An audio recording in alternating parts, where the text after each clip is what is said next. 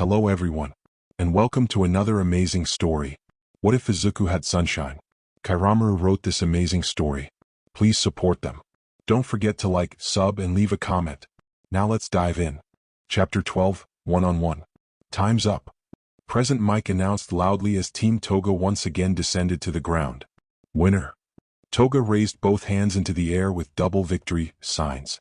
They hadn't even been touched the whole match. The combination of Ochako's zero gravity, Mei's jetpack and hover saws, and Izuku's pyrokinesis had seen them safely in the air for most of the 15-minute match. That's the end of the cavalry battle, Mike declared as the crowd cheered loudly. Everyone had enjoyed the dynamic and surprising second round of the sports festival. Now we'll take a look at the top 4 teams right away. These will be the teams whose members will participate in the third round. The giant screens around the stadium lit up, displaying the rankings of the various teams. In the first place, with over 10 million points, managing to keep the highest valued headband for the entire time, we have Team Toga. Make some noise for the team that got through the entire round even with the biggest target on their back.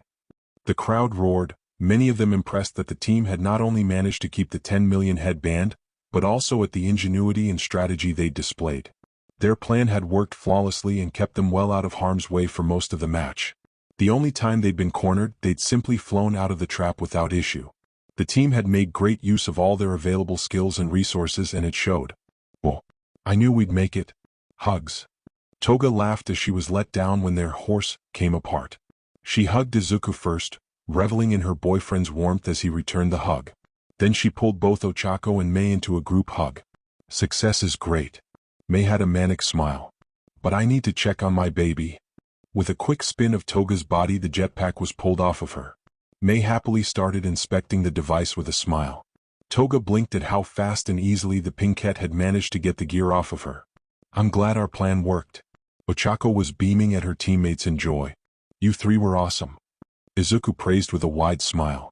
We couldn't have done it without you three. Yes. My babies were on full display to the entire world. Mei declared as she switched to inspecting her hover saws. Her calculated risk of teaming up with the first-place student had paid off wonderfully.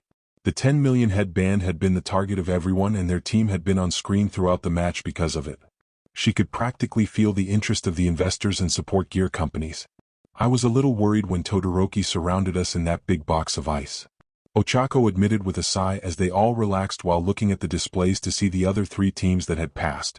In second place, Team Mineta. Mike announced as the name appeared on the screen.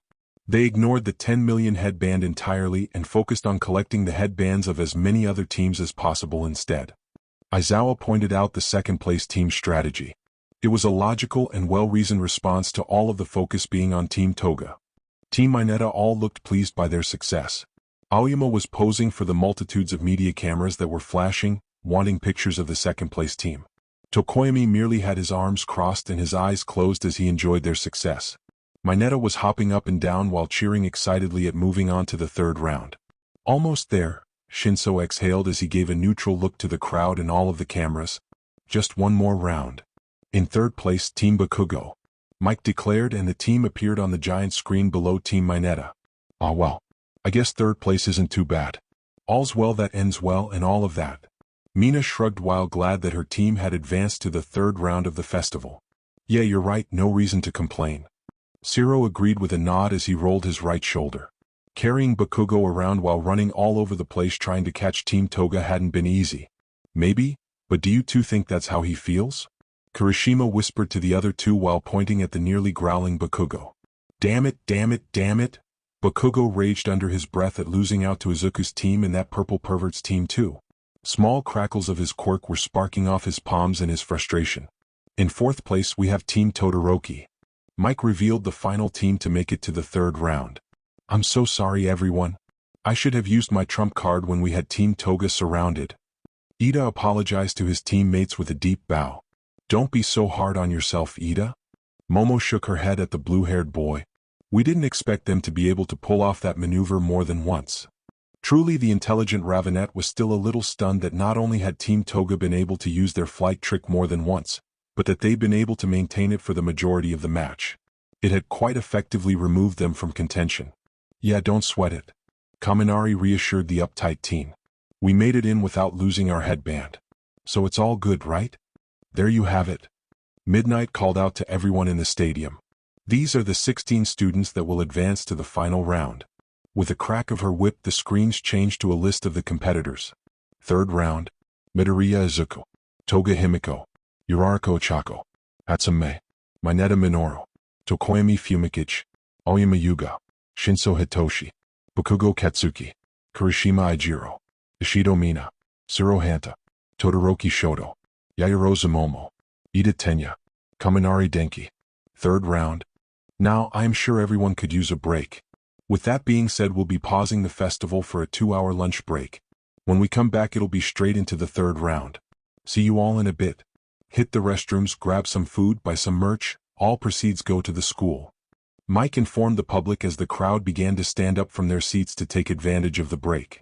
Don't pressure them to buy things. Aizawa was heard over the speakers.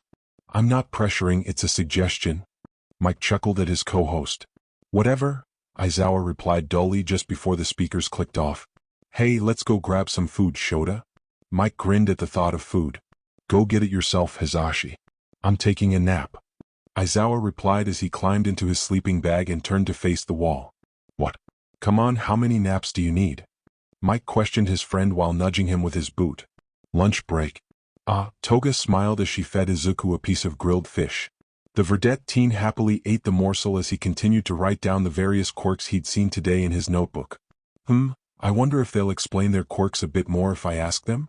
Izuku wondered aloud as he finished writing down the quirk of another 1B student, this one being the girl with the vine-like hair. He was incredibly curious about Class 1B's quirks. Maybe if you ask them politely? Toga giggled as she took a bite of food herself with the same chopsticks. Indirect kiss. You two are so adorable you might give us all diabetes. Toru gushed at the couple. Right? Mina giggled as well. Sugary sweet. Toga playfully stuck out her tongue at her friends while Izuku chuckled sheepishly. I heard they're having some recreational events before the third round for everyone that wants to participate. Jiro informed everyone between bites of her lunch. I wonder what they are? Ochako looked curious about the just-for-fun events. They couldn't be anything too crazy. Suyu considered with her index finger on her chin as she thought. It's only supposed to be a breather before the third round after all. I'm sure a teacher will tell us if any of them are important or required. Momo reasoned as she sipped her drink. As it stands, they sound entirely optional. Unknown to the girls, 2 certain classmates of theirs had overheard their conversation. Both of the boys got bright looks in their eyes before looking at each other with grins. They quickly walked off while planning in hushed whispers. After lunch. We're back, sports festival fans. Now that lunch is over, it's time to reveal this year's final event. But before that happens, there's good news for all of you who did not make it to the third round. Mike announced as the stadium was filled once again by the crowd. This is not just a sports festival for the few. So, we have prepared multiple recreational games where everyone can participate. We've even flown in professional cheerleaders from the States to liven things up. A team of women in orange cheerleading outfits were on the field, pom-poms in hand and waving to the crowd. The cheers rose up loudly for the women, especially from the men in the crowd. After a moment, however, near silence suddenly descended upon the stadium out of nowhere. Mike blinked up in the announcer's booth. He even raised up his trademark sunglasses to make sure he was seeing correctly. What are those girls doing? Aizawa questioned blankly at what he was seeing. He felt a slight twitch start in his left eye. He knew something was up about this situation. The current center of attention turned out to be the 7 girls from Class 1A, all of them dressed in matching orange cheerleader uniforms like the American professionals. The only difference being the UA on the front of the teens' tops. All 7 of the girls had flat looks as they realized they'd been tricked. 1A, what's going on? What kind of fan service is this? Mike cried out in shock at what the 7 students were wearing. The uniforms were just midriff-bearing tops with no sleeves and loose, flowing miniskirts. The outfits certainly showed quite a bit of skin, and almost every male student in attendance among the first years was enjoying the display, some of them much more discreetly than others. As all of the girls started to turn red from a mixture of embarrassment and anger, Mineta and Kaminari gave each other thumbs up. There was a perverted grin on both of their faces as well. The 2 of them had gone to their female classmates and convinced them that they had to wear the uniforms for a cheer led by the American professionals. They'd even dropped Aizawa's name to make it more convincing, just so they could see the girls wearing the sexy uniforms. Kaminari. Momo yelled at the blonde, both angry and mortified. You tricked us. Mineta. Jiro roared at the short teen.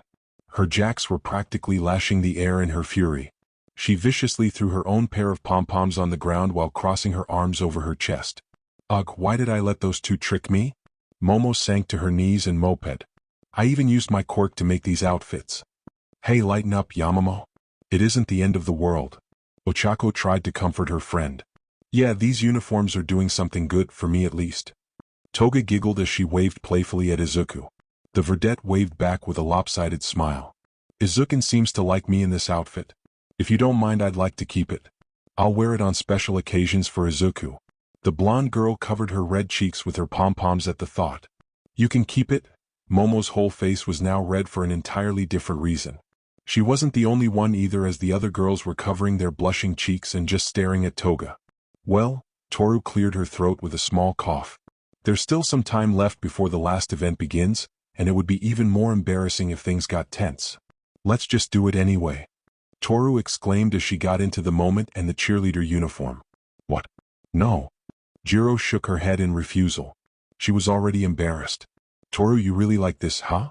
Tsuyu questioned the invisible girl curiously. Mineta, Kaminari, Aizawa's bone-chilling voice came from the speakers. Even the crowd flinched at the man's tone.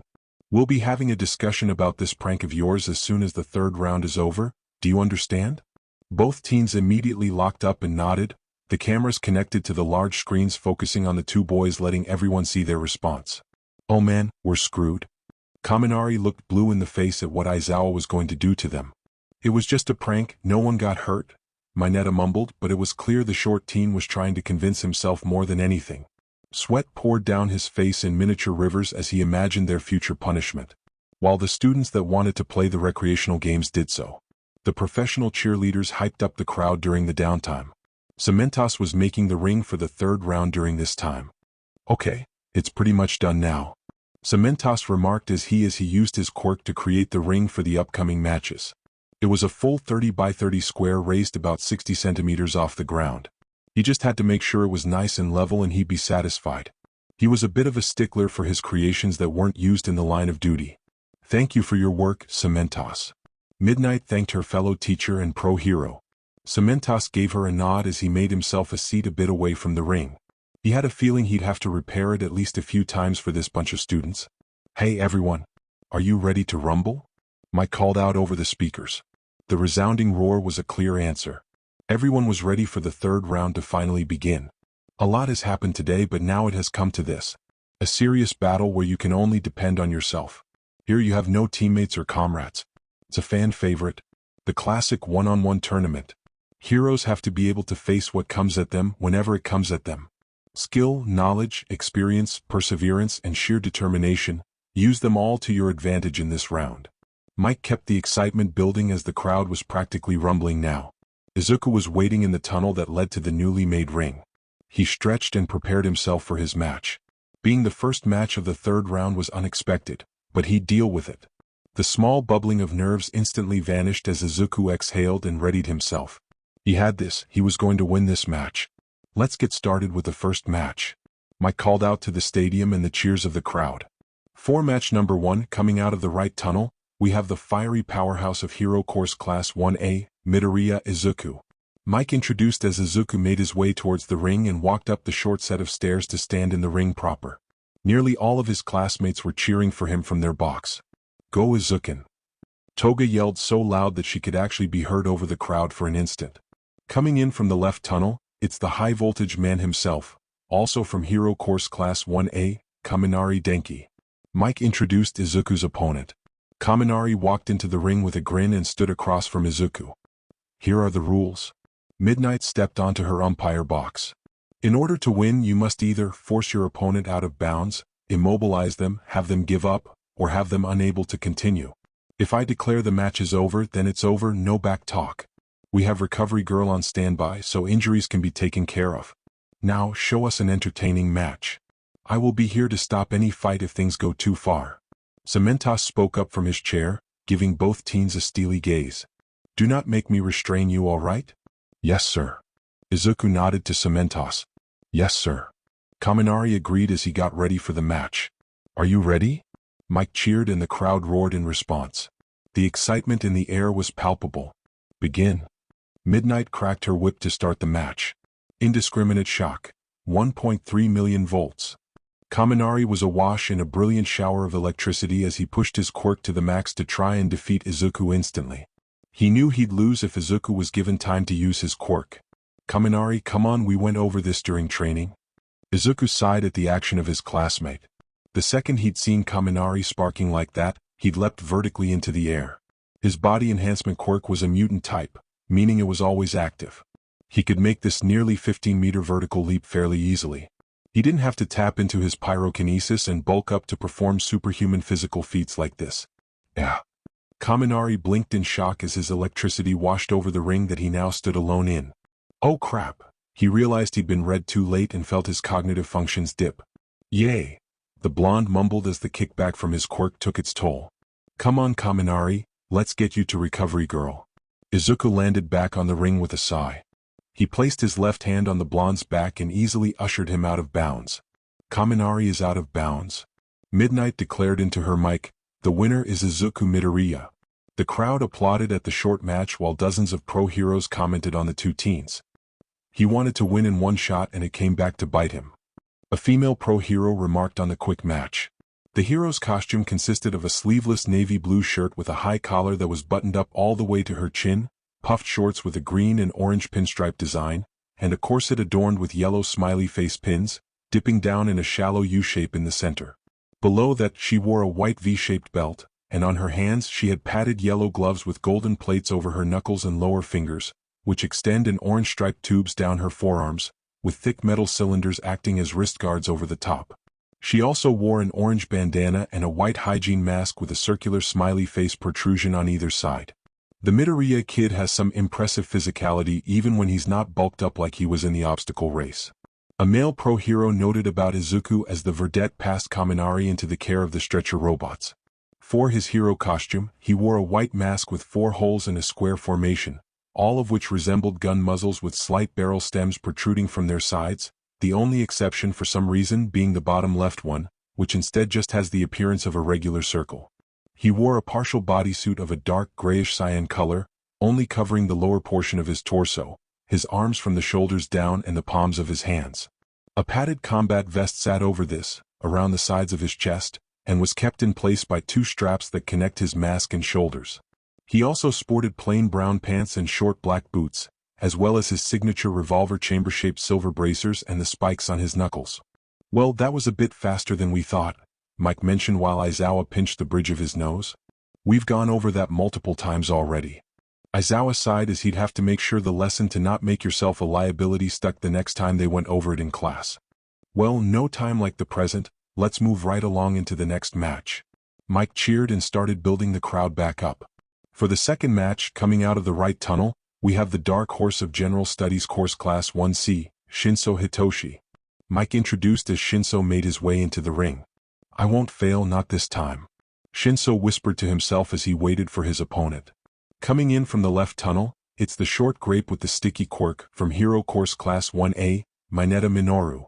Mike introduced Mineta to the crowd. Mineta waved to the crowd as she made his way to the ring. He knew how Shinso's quirk worked. He felt like he'd gotten a lucky draw for this round. Are you ready for another match? Mike questioned and the crowd cheered loudly for the next match. Begin. Midnight cracked her whip and the match began. Take this. Mineta immediately started tossing his pop-off balls at Shinso. Limited range and your aim sucks. Shinso easily weaved around the projectiles coming at him and then he was on the move to close the distance. That's why you spam them every time. You're just hoping to hit something. Far be it from Shinso to not talk smack to try and get a rise out of his opponents. If they responded at all to his taunts, then he'd ensnare them with his quirk.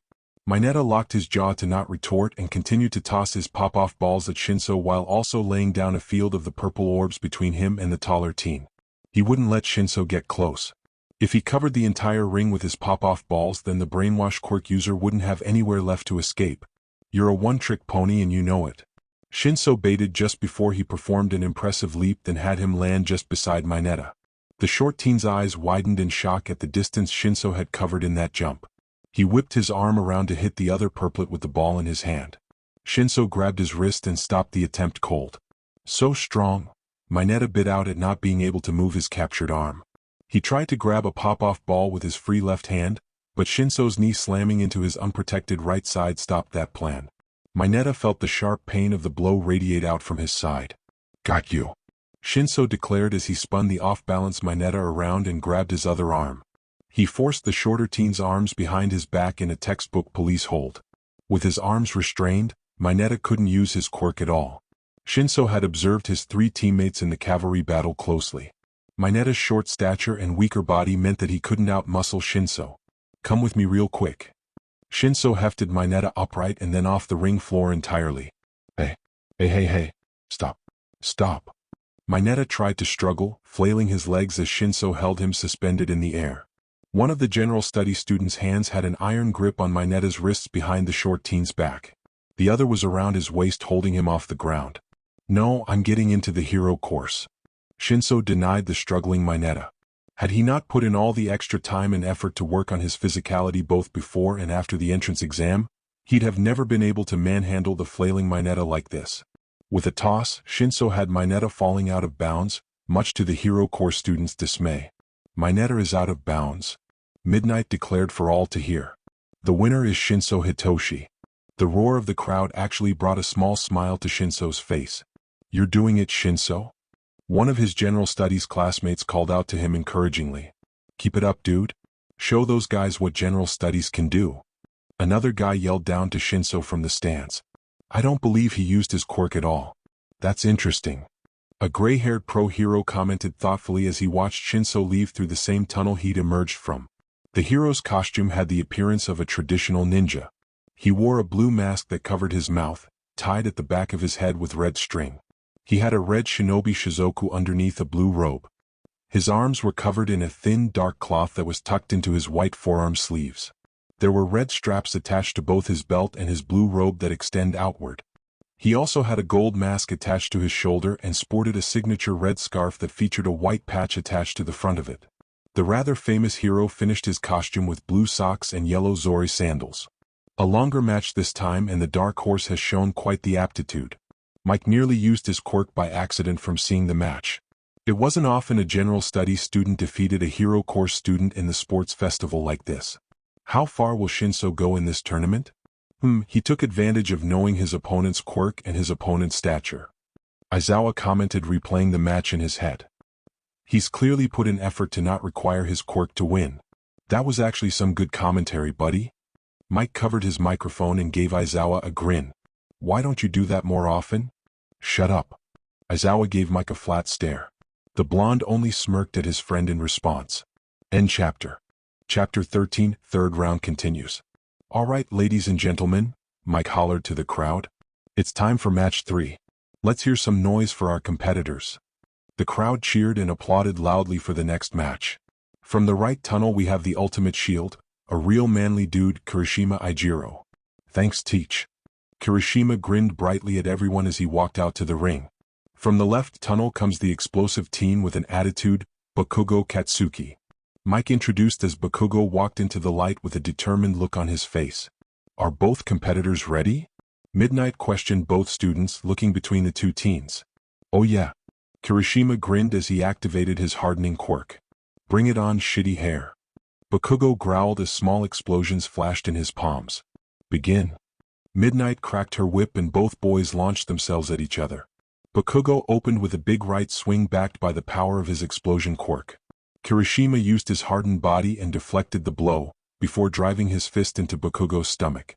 The ash blonde only took a glancing blow as he took a step backwards. He thrust his palm towards Kirishima's face and let loose an even stronger blast.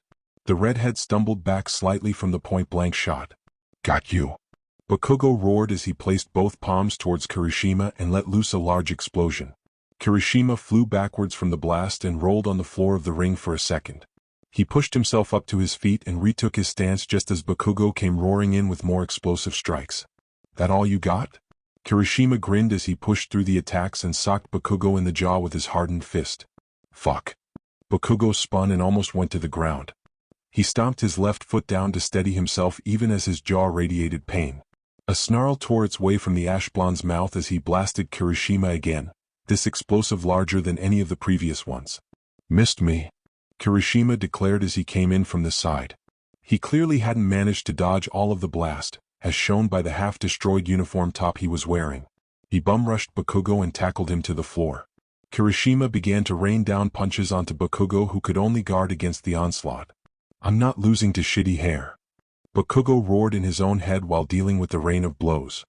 His arms were beaten and bruised from Kirishima's hardened fists, and he knew he couldn't take this beating for long. Die. Bakugo roared as he slammed his palms against the redhead's torso and unleashed a titanic blast against his classmate. A sharp pain shooting through his arms let Bakugo know that he'd overdone it with his quirk. The deafening blast that had rang out through the stadium and obscured most of the ring from view had shocked most of the spectators. To think a teen had that much force was outright humbling to some. Many were concerned about the condition of his opponent who had taken that blast point blank. When the smoke cleared, everyone saw Bakugo back on his feet and Kirishima climbing back to his own. Kirishima was much closer to out of bounds than he had been before the blast. His uniform top was completely gone now and he had singe marks covering his exposed skin, but he was standing tall and squaring up for another round. Come on, Bakugo, Kirishima smirked at his classmate. I can do this all day. Like how? Bakugo shouted as he rushed forward. Kirishima swung at Bakugo, but the ash blonde could tell the redhead wasn't at peak form anymore. The punch was slower and easier to avoid. He peppered his classmate with smaller explosions, forcing him back even as each blast made a shock of pain travel up his arms and straight into his brain. After over a dozen of these blasts, they both heard the sharp snap of Midnight's whip. Kirishima is out of bounds, Midnight declared as both teens stopped fighting. Bakugo is the winner. What? Kirishima looked down, panting for breath from the fight, only to notice that his left foot had been forced just over the line by the continuous explosive onslaught. Ah man, he lamented as he let go of his hardening and relaxed. Good match, Bakugo. He held out his hand to the ash blonde. Tisk. Bakugo scoffed, but he did give Kirishima the equivalent of a low five as he lightly smacked his hand away. Your tenacity was annoying. Thanks, Kirishima grinned and Bakugo felt a twitch form over his left eye. That wasn't a compliment, shitty hair. Bakugo growled as the two walked off the ring. My name is Kirishima, and my hair isn't that different from yours. Kirishima shot back with a chuckle. Like hell it's not. Bakugo declared as they headed into the tunnel and back towards their class's seating section. What a match, Mike declared as the two teens were walking off the field. A true back and forth if ever there was one. It was a classic match of overwhelming offense versus an unyielding defense. The crowd seemed to agree as a loud applause for the two boys filled the air. After a few minutes for Cementos to fix the damage that Bakugo's massive explosion had done to the ring, the next match was about to get underway. Excitement was high for this match as it included a recommended student. Yaoyorozu Momo had demonstrated some impressive skill in dealing with the faux villain robots in the Robo Inferno, and many were eager to see her in a one-on-one match. From the right tunnel comes the Lady of Creation, a recommended student into UA High's hero course, Yaoyorozu Momo. Mike introduced the Ravenet who walked calmly, at least on the outside, across the field to the ring. Go Yamamo. All of the girls from 1A cheered loudly. Momo blushed cutely as she waved to her friends. She was so happy to finally have friends of her own. From the left tunnel comes the dark hero of the night, Tokoyami Fumikage. Mike hollered and Tokoyami walked forth from the shade of the tunnel. He looked ready to go and a few pros commented on the focus the teen had. He didn't look even mildly perturbed to be up against a recommended student. Are you both ready? Midnight looked between Momo and Tokoyami. Yes, ma'am. Momo declared as she rolled up her sleeves. I am ready. Tokoyami nodded to the teacher as she took his own stance. All right, then you may begin. Midnight declared as she cracked her whip to begin the fourth match. Dark Shadow. Tokoyami called and his quirk responded instantly. The shadow beast rocketed forward towards Momo. Fast. Momo's eyes widened but she dodge-rolled out of the way. A glow along her arms and she pulled a biolo into her right hand. With a quick spin and toss, the capture implement went sailing at Tokoyami. Clever, Tokoyami noted as he dashed several paces to the side so that the biolo went wide. Targeting me instead of dealing with Dark Shadow directly, she's been paying attention to how I use my quirk. While Tokoyami was moving to dodge the biolo, Dark Shadow had swerved back around to attack Momo again. If you're physical then take this. Momo declared as she pulled her uniform top upwards to expose her trim stomach. A bright glow was followed by a thick net spreading out to trap the shadow beast. "Hey!" Dark Shadow grumbled as the net covered it. "Get off." With strength that made several of the spectators blink in surprise, Dark Shadow tore the net to pieces in seconds. In those brief seconds, Momo had time to create her next item. With a bang, a large cloud of white smoke covered almost half the ring. Tokoyami blinked at the sudden smokescreen before deciding on his next move. He stayed on the move, not wanting to give Momo the advantage of knowing his position. "Dark Shadow, find her and clear the smoke." Tokoyami directed his quirk. "You got it." Dark Shadow called back as it darted in and out of the smokescreen with its large arms wide. The quirk didn't strike Momo, but her smokescreen was being blown away quickly. The clank of metal hitting concrete multiple times was heard as from the waning smoke 3 canisters were tossed. "What?" Tokoyami questioned as his eyes tracked the items bouncing across the ring. It was a natural reaction, but it would prove to be a mistake when the canister went off like bombs, emitting a tremendous flash along with a deafening and disorientating bang. "My eyes." The raven-headed teen cried out in pain even though he couldn't hear his own words over the ringing of his ears. "Flashbang grenades," Momo explained even though she knew her opponent couldn't hear her. He was mostly blind and deaf at this point. The immense amount of light had also forced Dark Shadow to retreat back into Tokoyami. She threw a length of rope, already tied into a lasso when she'd made it, over Tokoyami and tightened it. With effort and struggle, since Tokoyami had begun to pull against the rope almost immediately, Momo dragged her opponent to the edge of the ring. Tokoyami's resistance ended up being his undoing as he tried to get to his feet and dig in his heels. The rope suddenly going slack had sent him stumbling forward enough that his foot crossed the line. "Tokoyami is out of bounds," Midnight declared, even with spots in her vision and her ears ringing a bit. "Yaoyorozu is the winner." "Thank you for the excellent match, Tokoyami." Momo gave her raven-headed classmate a short bow. She pulled out the earplugs she'd created inside her own ear canals a moment later. "What?"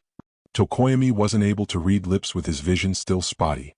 His ringing ears couldn't make out what Momo was saying either. "My apologies." Momo bowed again, fretting slightly that she may have gone overboard with her creations. "Let's head to Recovery Girl's office to treat you." "Huh?" Tokoyami almost made out what his classmate had said that time. He was fairly certain she'd mentioned Recovery Girl. Healing would be appreciated. He followed Momo as his vision finally began to clear up. "That was a blinding match, sports fans," Mike called out over the speakers. A surprise round of flashbangs all but ended the match, along with some spectators' eyesight and hearing. "She most likely played a hunch," Aizawa spoke up.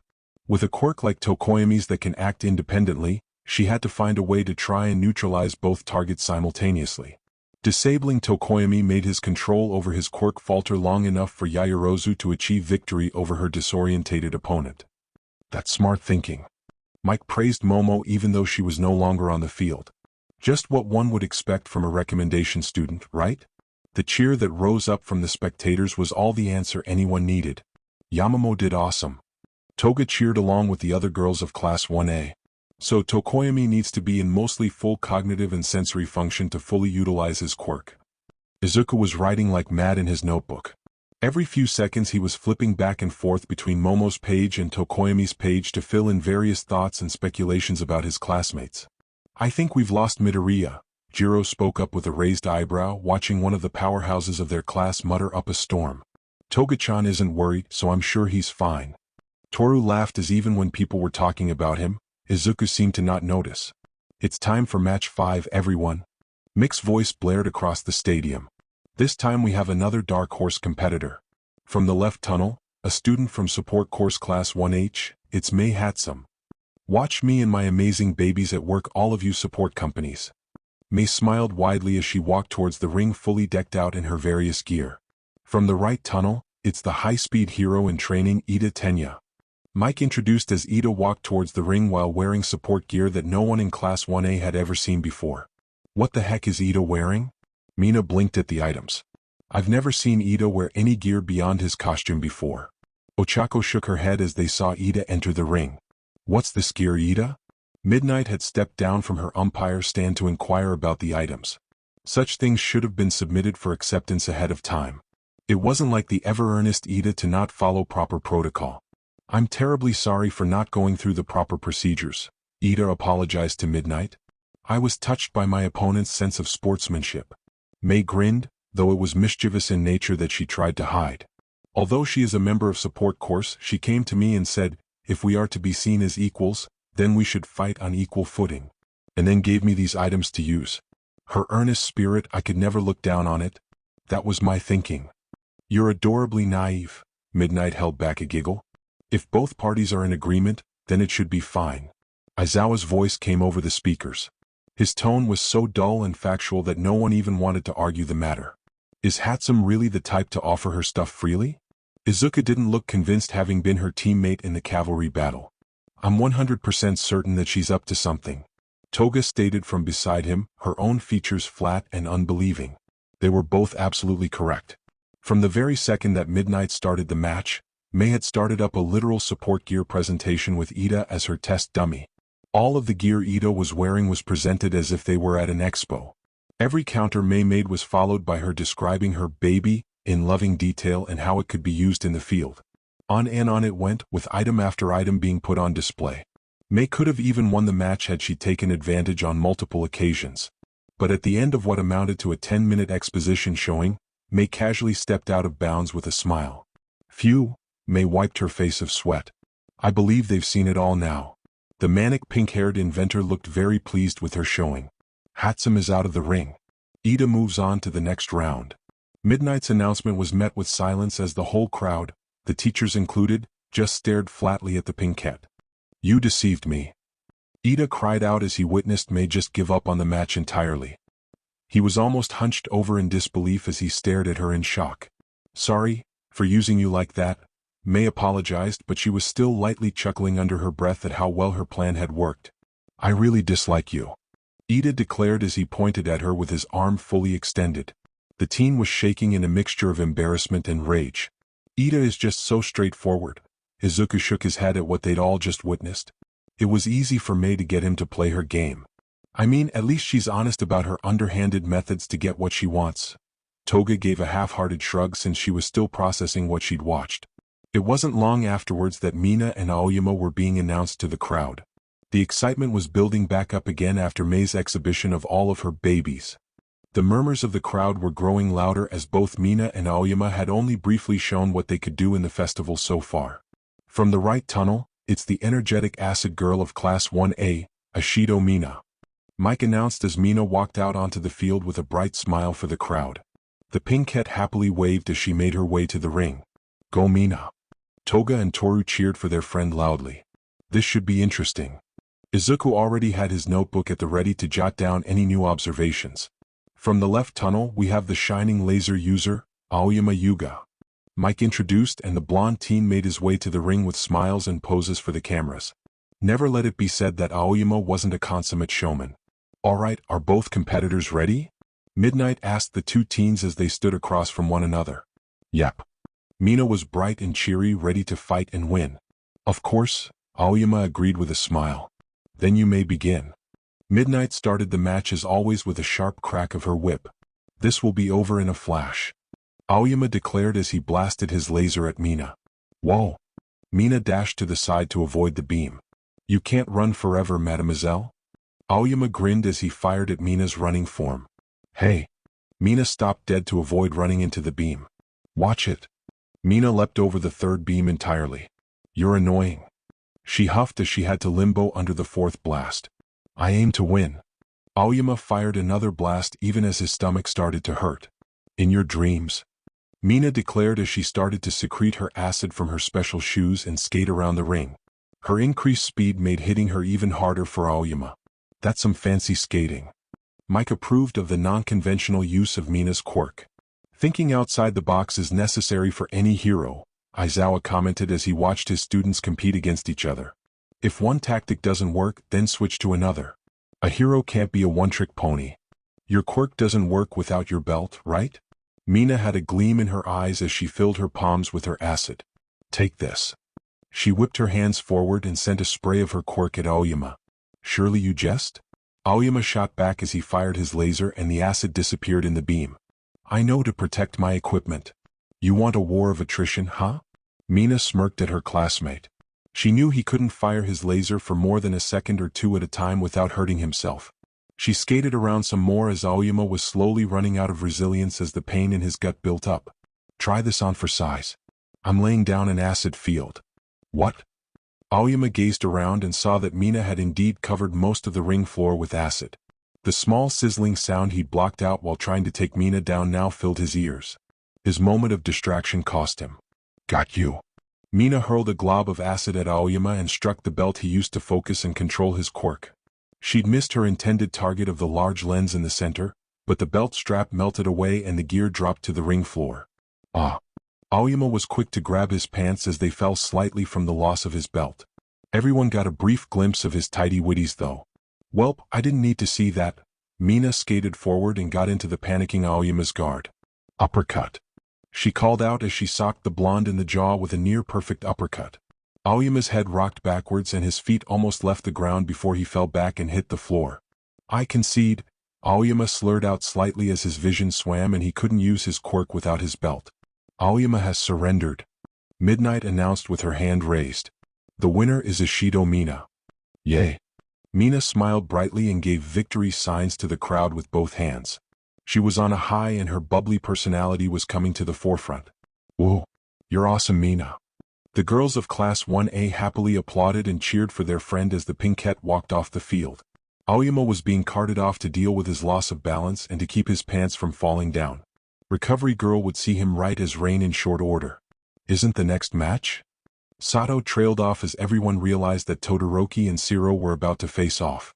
Yeah, Kaminari also didn't want to count Shiro out, but Todoroki was easily one of the most powerful of their class. Shiro might have a chance if he can catch Todoroki off guard with a surprise attack the instant the match starts. Izuku murmured as he thought over his two classmates. True, Momo agreed with the verdette.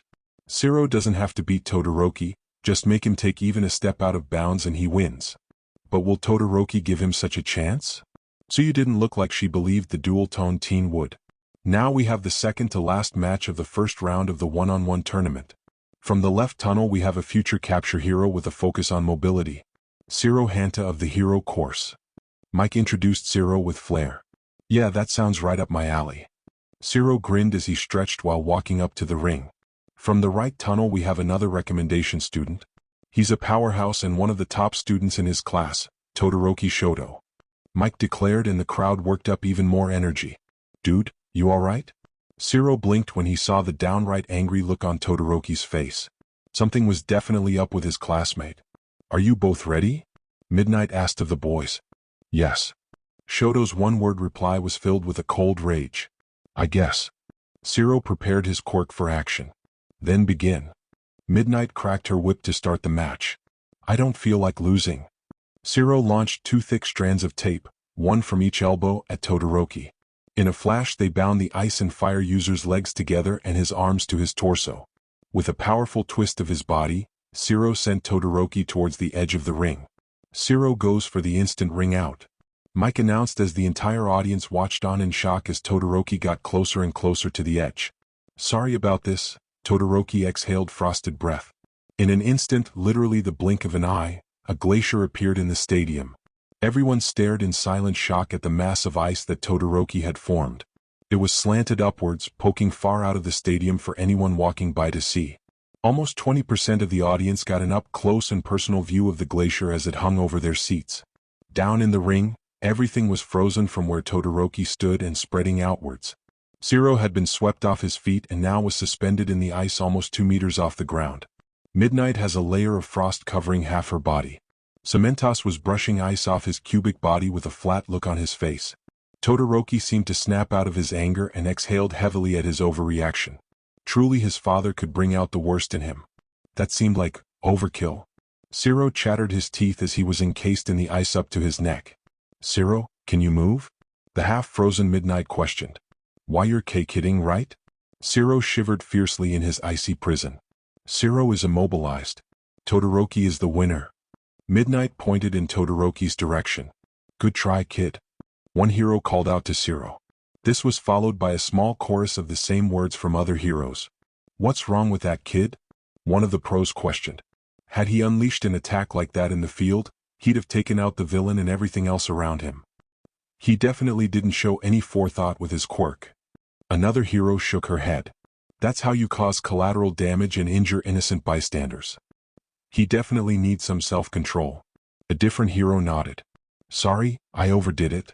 Todoroki apologized to Zero as he placed his left hand onto the ice and it began to rapidly melt. I was just really annoyed about something.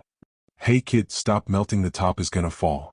Several members of the crowd screamed at Todoroki as the iceberg he created began to tilt and inch towards the stands as its base support liquefied. Todoroki didn't even get the chance to reply before an immense heat filled the stadium. It blasted away the cold of the ice and the entire glacier began to melt into water that evaporated near instantly. Izuku was standing on top of the Class 1A spectator booth with his hand on the mass of ice. He was bulked up and blazing with heat and flame as he made Todoroki's ice vanish in mere seconds. The large teen was almost like a miniature sun. You need to be more careful, Todoroki. Izuku locked eyes with the other teen. Sorry, Todoroki gave a full bow to the area of the stadium that was almost harmed by his attack. My deepest apologies, everyone. Shoto, a man in a navy blue hero costume with flames seemingly filling it and radiating off of it, grumbled. His boots were emitting steam as he cooled down from almost leaping into action to melt the glacier himself. This was the flame hero, Endeavor, also known as Todoroki Enji. He was Todoroki Shoto's father. When are you going to stop this meaningless rebellion against me? How many people have to be hurt before you'll admit that you need your left side?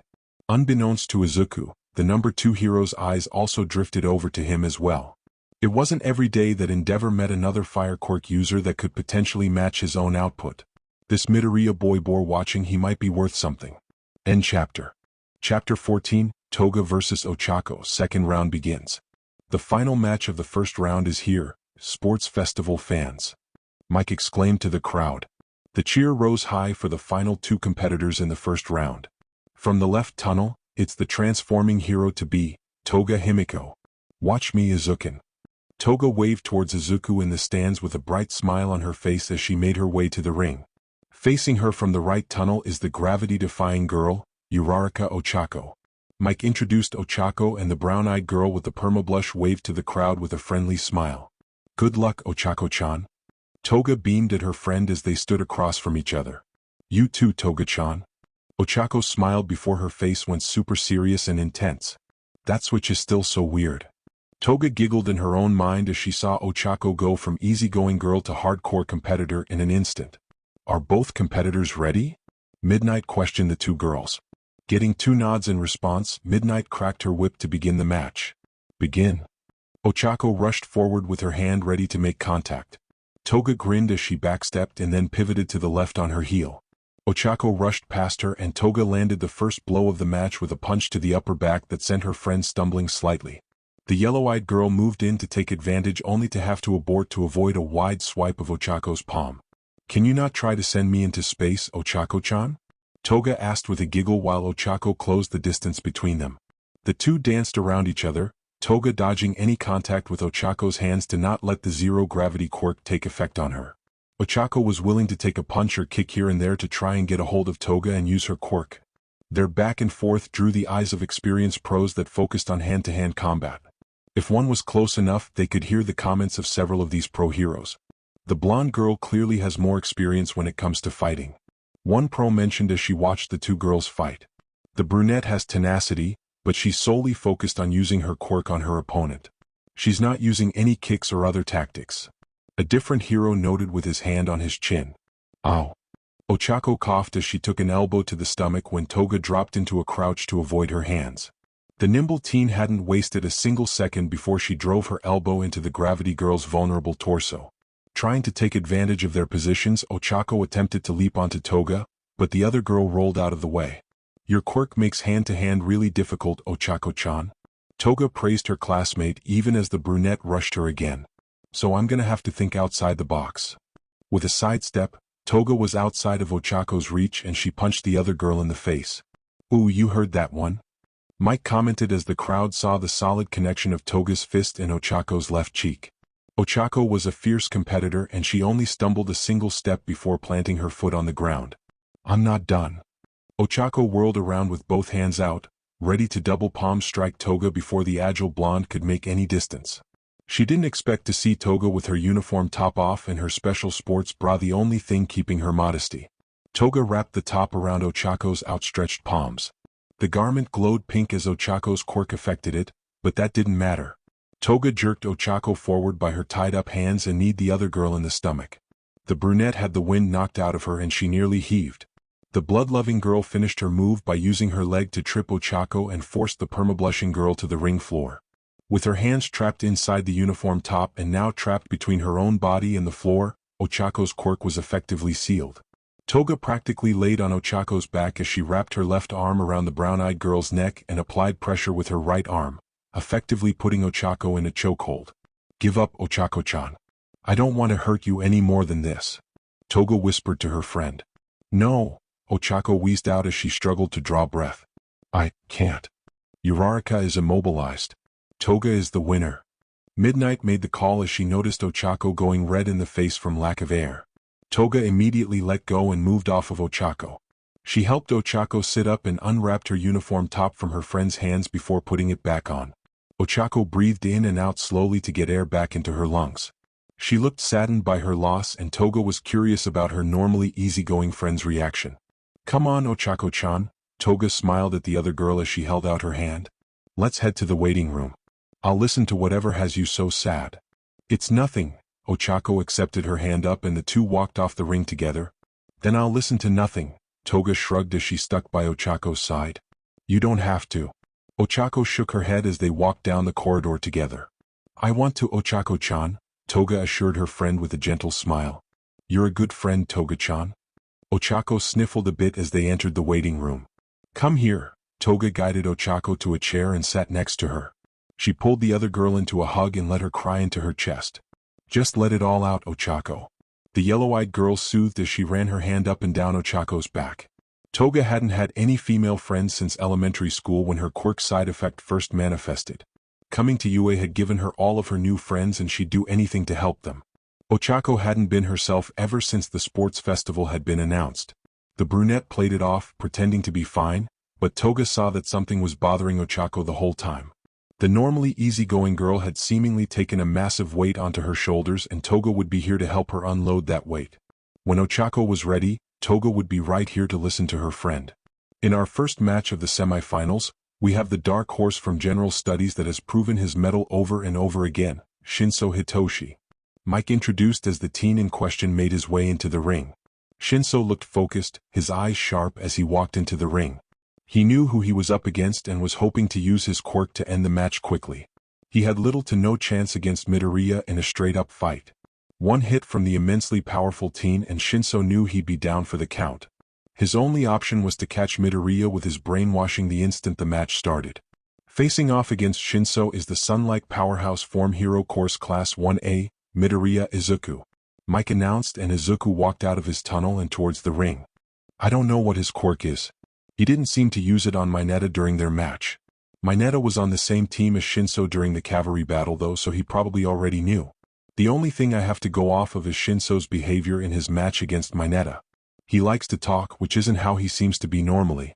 So either his quirk is based on his voice, or it's based on contact, and Mineta knew he was going to lose the instant Shinso touched him." Izuku ran through what knowledge he had about his opponent. "Are both competitors ready?" Midnight looked between the two boys.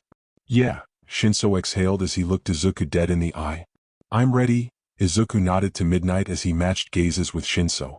Let the first match of the semifinals begin." Midnight cracked her whip to the roar of the crowd. "Hey dash!" Shinso was going to try and get a response from Izuku quickly, but his words were cut off as Izuku instantly bulked up and a massive wave of heat blasted across the ring. The heat was intense enough to make Shinso recoil and take a few steps back on instinct. I don't know whether his quirk is based on his voice or on contact, so the best option is to not give him a chance to use either, Izuku decided as he increased the heat output of his quirk. He'd forced Shinso out of the ring without responding to the purple-haired teen while also making it impossible for the other boy to touch him. "Damn, that's intense." Shinso grunted as the heat just continued to climb. He was already sweating heavily and his mouth was starting to feel dry. Izuku started walking towards Shinso, keeping the heat to unbearable levels as he moved closer. Shinso didn't have any choice but to move away from the blistering heat. Step by step, Izuku forced his opponent backwards and towards a ring out. Shinso outright hissed in pain when he tried to stand his ground against the heat. His skin was turning red when he got too close to Izuku's heat wave. Midoriya is blasting out heat like a volcano. Shinso can't even get close. Mike commentated as everyone watched the dark horse getting forced backwards. When you don't know your opponent's quirk or how it works, it's best not to get too close. Aizawa noted as he watched the general studies student get pushed into a corner. Midoriya is simply using his quirk to keep Shinso at a distance while also forcing him back as he advances. It's both an offensive and defensive tactic, and against such heat there's not much you can do without having a quirk that is suited to dealing with it. Damn it, Shinso growled as he stared down the walking sun that was approaching him. It must be so nice to have been born with such a great quirk. All that power and flash, it's a perfect quirk for a pro hero. His dry mouth and throat was lowering the volume of his voice and making it raspy. Some people have all the luck, don't they? Izuku's eyes didn't change. They still looked at Shinso the same way they had from the very beginning of the match. Izuku, for all his immense power, was still looking at Shinso as a legitimate opponent.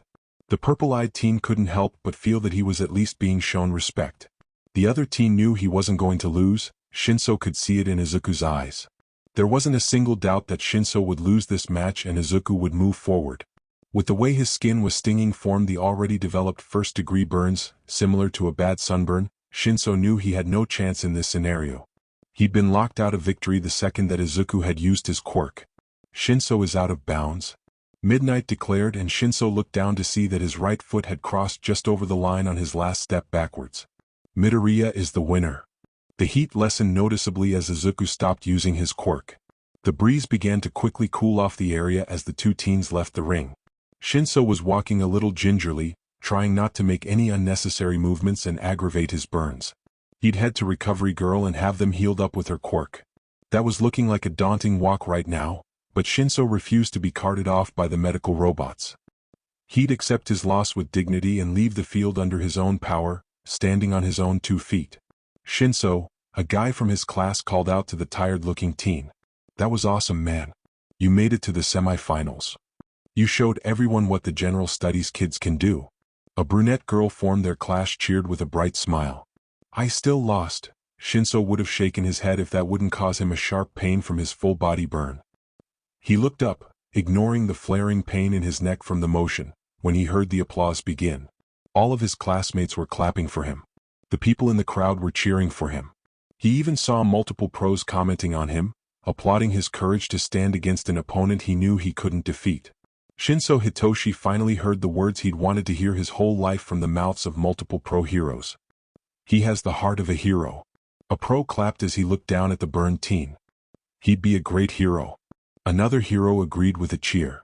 It takes a real hero to face down the impossible without flinching. Keep trying, kid. A pro praised him with a smile on her lips. "They're right, you know?" Izuku spoke up from beside Shinso. "You'll make a great hero someday. I look forward to seeing you in the hero course eventually.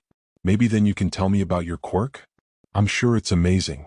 "It's nothing special," Shinso smiled at all the praise and encouragement. "You beat me without even trying, but I appreciate the respect you showed me as an opponent.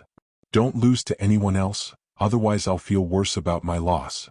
With that, the general studies student walked off towards Recovery Girl's temporary office in the stadium. "No worries, Shinso," Izuku called after the other boy. "I'll win the whole thing, you have my word." The two parted ways and Izuku returned to the seating area for Class 1A. "That was great, Izukin." Toga cheered from her spot next to Ochako as Izuku entered. This was echoed by the congratulations of the rest of the class, barring Bakugo and Momo, who were both already waiting in their own waiting rooms for their match to be announced. "Thanks everyone."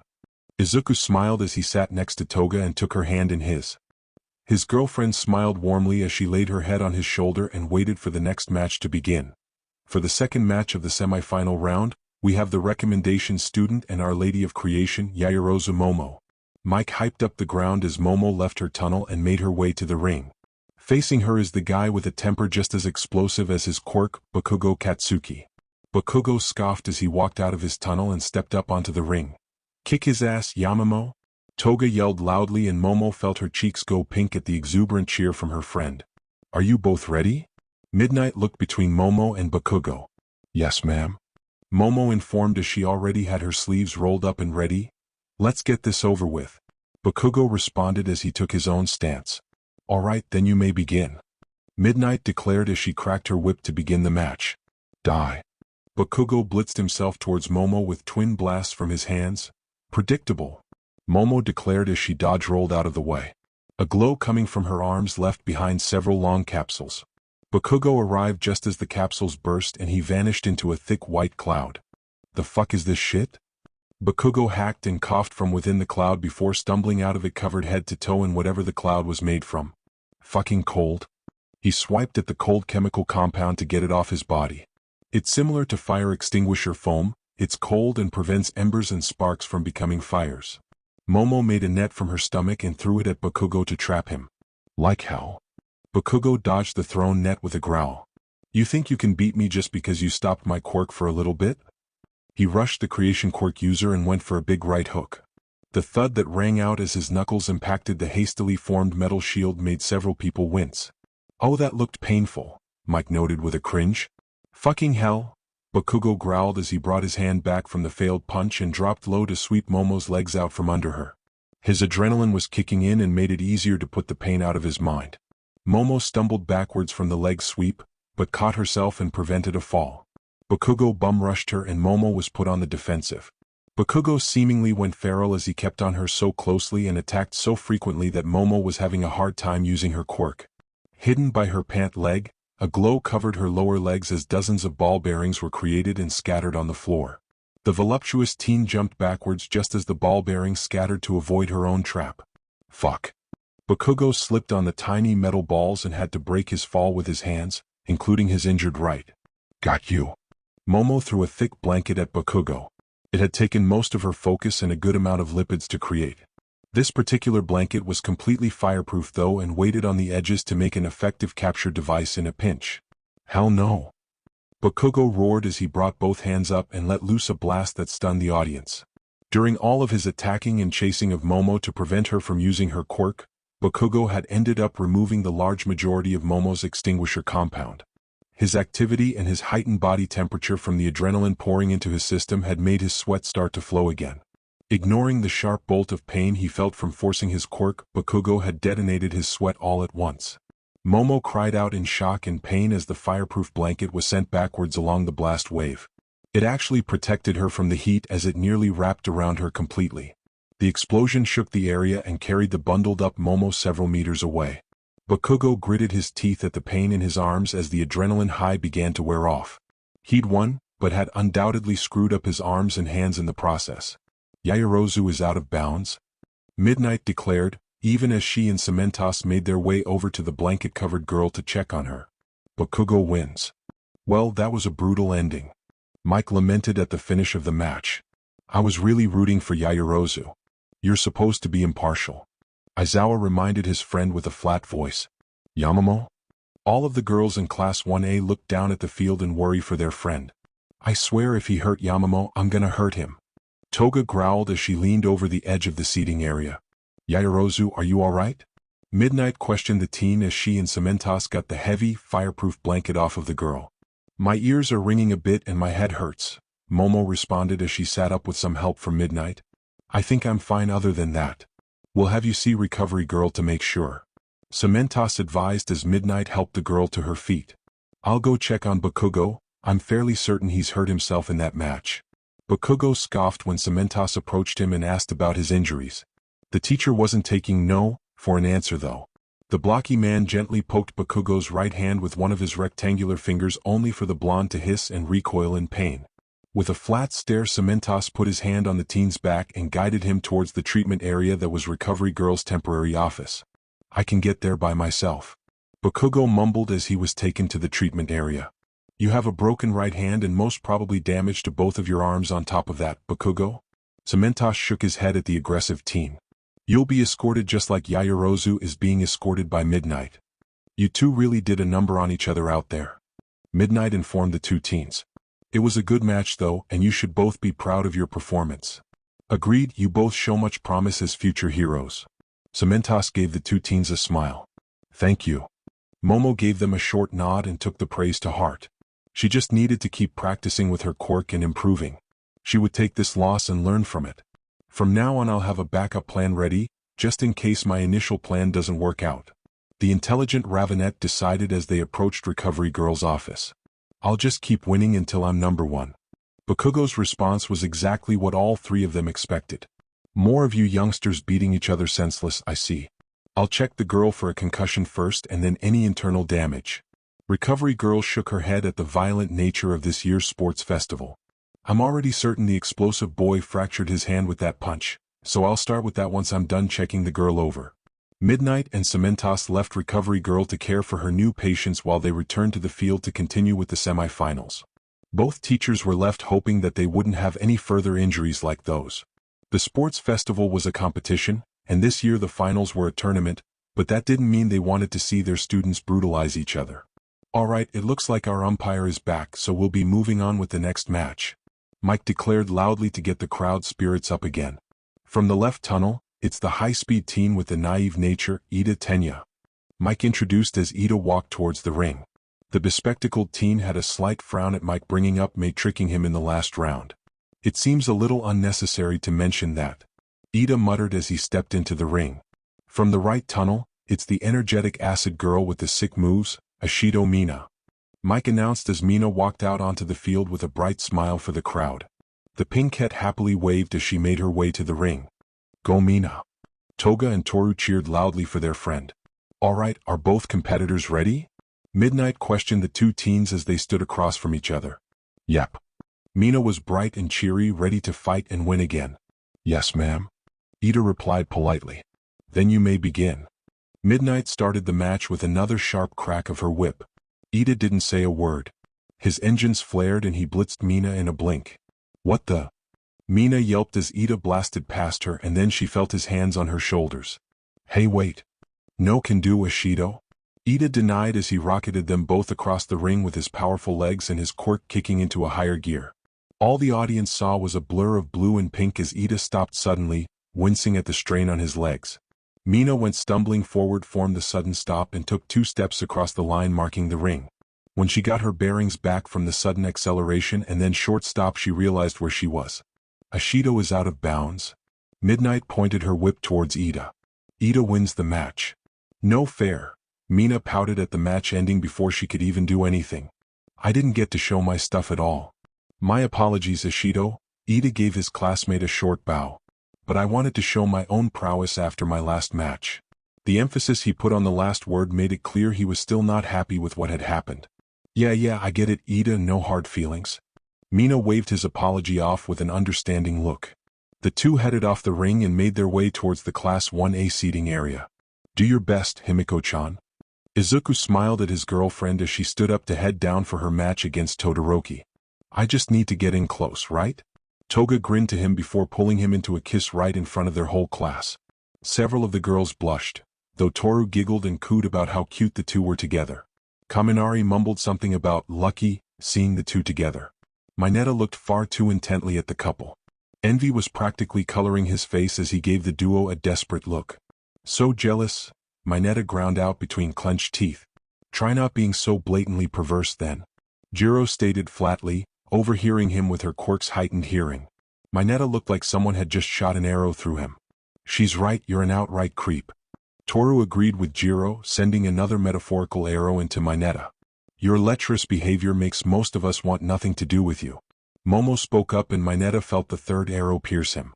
You're also a coward, barely try to improve, and have no compunction about breaking rules to satisfy your lusts. Toga hammered in a few nails to go with the arrows. That puts you in the negatives when it comes to boyfriend material. She hugged Izuku gently before leaving the booth. They do have a point, bro. Kirishima gave Mineta a sympathetic look, but his tone was firm. You should definitely ease up on the perverted stuff a bit. Stop checking off boxes on the creepy bastard list, you dumbass grape. Bakugo's comment was, as usual, direct and brutal. Izuku ignored most of the comments going on around him as he focused solely on the ring. Todoroki was powerful and Toga was a close combat type. There were a few win scenarios for his girlfriend, but Todoroki's raw power along with his willingness to use it in force put her at a distinct disadvantage. Do your best, Himiko-chan. Izuku murmured as he watched on. End chapter. Chapter 15, Todoroki vs. Toga, Round 3. From the left tunnel comes the ice-cold recommendation student and one of the powerhouses of Class 1A. It's Todoroki Shoto. Present Mike announced, and the crowd applauded and cheered, though with a notable drop from previous matches. It seemed no one had forgotten Todoroki's accident of almost dropping a glacier on the stands. The heterochromatic teen walked towards the ring with a focused look on his face. Everyone hoped he wouldn't be making the same mistake twice with his powerful quirk. From the right tunnel, it's the blonde that showed some great hand-to-hand skills last round, Toga Himiko. Mike exclaimed, while once more praising Toga's skills from her match against Ochako. He, Toga giggled as she walked forward. Just need to keep to the left is all. Are both of you ready to begin? Midnight questioned as she looked between the two teenagers. Yes. Todoroki stated plainly, his eyes locked onto his opponent. Yep. Toga grinned as she surreptitiously made her first move ahead of the actual match. You may begin. Midnight started the match with a crack of her whip as the crowd cheered. I'll finish this quick dash. Todoroki was cut off as he jerked his head to the side to avoid the sneaker flying at his face. Toga dashed across the ring as Todoroki's eyes were focused on her shoe. With his instinctive reaction to the incoming object, his focus narrowed to the flying sneaker and he lost sight of her for an instant. When he dodged her preemptive attack, Toga shimmied her opposite foot out of her other shoe and kicked it towards Todoroki again. Stop that. Todoroki wasted no time when the second sneaker came into his perception after dodging the first. Frost appeared from his breath and the flying footwear was encased in a short pillar of ice that rose up from the floor. Gotcha. Toga grinned as Todoroki had done exactly what she thought he'd do, rely on his quirk. The hybrid quirk user didn't seem to realize that he'd cut off his own line of sight and once again lost track of Toga. But he was about to learn. Wadash. Todoroki only had half an instant to react when Toga dashed around his ice pillar on his left side. He didn't even consider using the fire half of his quirk at all and it cost him. Toga's leg came up in a low kick that slammed into Todoroki's left knee. The joint buckled from the force and Toga quickly latched onto her classmate's left arm and with a textbook hip toss had him on the floor. She held onto his arm and wrenched it painfully behind his back into a hold. Todoroki grunted in pain as his arm popped before a punch slammed into the back of his head. Toga rushes Todoroki and succeeds in putting him on the floor. Present Mike yelled loudly as the crowd roared and cheered at the unexpected result. Now she's raining down punches on his poor skull. Is he even conscious after that many blows? Her quirk wasn't applicable to the situation, but like a true hero she figured out a way to deal with her opponent. Aizawa was giving praise in his own mostly flat way. Tricking the eye isn't too hard if you know how. Her hand-to-hand is also far better than most of her classmates. Forcing your opponent to play to your strengths is much more logical than fighting on their terms. Get off.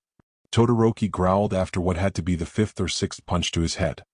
He'd been stunned by the quick actions of Toga and ended up on the floor before he'd known it. The punches slamming into his head over and over again left him dazed and Toga's right leg was pinning his right arm to the floor. Unfortunately for the blonde, any contact with Todoroki's right side was too much. Ice seemingly exploded from Todoroki and Toga's position. Great sheets of frost rose upwards from the ring as the red and white-haired teen flexed his quirk to free himself. With a blast of cold air the crystalline formation stopped growing and a light, frosted mist hung in the air over the ring. Toga is unable to continue. Midnight called out after a moment for the mist to clear.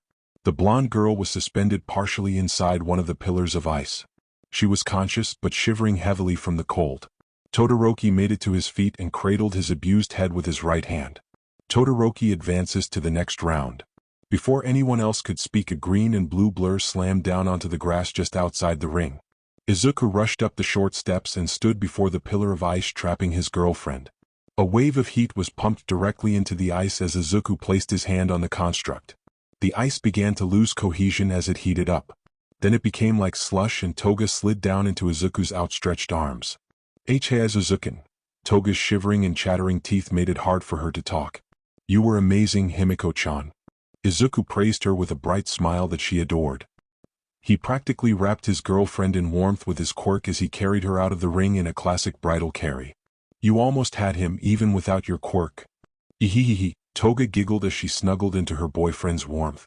She'd made a good showing against one of the favorites to win the sports festival, so she was happy with her placement. Sure, she'd have liked to knock Todoroki out and advance further, but being carried in Izuku's strong arms while he warmed her up was equally good in her eyes. Todoroki was sent to see Recovery Girl for the multiple blows he took the back of the head. With the sheets and pillars of ice covering the ring, it appeared the next match would have to be postponed for a bit. Toga was okay with this outcome as she was sitting in Izuku's lap being cuddled. All the while her friends either giggled with her or blushed at her and Izuku's closeness. After a few minutes though, the number 2 pro hero, Endeavor, simply walked out onto the field without being asked or technically even allowed. The red-haired, flame-covered man stepped into the frozen ring. In an instant there was nothing but intense flames. The fire roared as Endeavor flared his quirk for just a few moments. When the flames wavered into nothing, there wasn't a trace of moisture left on the ring. The pro hero simply turned and left the field the same way he'd entered without a word. Well, Present Mike seemed just as stunned as everyone else in the arena at the unexpected help of the flame hero. With some help from the number 2 pro hero, Endeavor, we will now resume the matches. Good luck, Izuku. Toga kissed his lips in front of their class again. Thank you, Himiko-chan. Izuku smiled as their lips separated. He gently picked her up from his lap and placed her in the seat next to his. Standing up, he noted that Bakugo had already left at some point. The green-eyed teen quickly left Class 1 as seating area and headed down towards the field. He only had a couple of minutes before Present Mike would start the next match. Starting our first match of the third round, we have the Sun Man of Class 1A, Midoriya Izuku. Present Mike announced as Izuku walked out of his tunnel and towards the ring. Beat him down, Izuku. Toga yelled out from the stands with a wicked grin on her face. There was no love lost between her and Bakugo. Facing him is the explosive powerhouse with an attitude, Bakugo Katsuki. Present Mike hollered as Bakugo made his way to the ring with a scowl. Are you boys ready? Midnight checked with both teens. Ready. Izuku nodded as he bulked up and heat began to pour off his body. Let's get this over with. Bakugo's hands crackled with small explosions. Begin. Midnight cracked her whip. It was over almost instantly. Whether this was a long time coming, after years of bad blood between the two boys, or perhaps Izuku was in a bad mood from seeing Toga frozen in the last match. It could even be the simple fact that Toga had told him to. But Izuku didn't waste any time with Bakugo. Die. Bakugo blasted forward towards the one he'd called Deku since they were practically toddlers. He was met with silence and a fist to his face.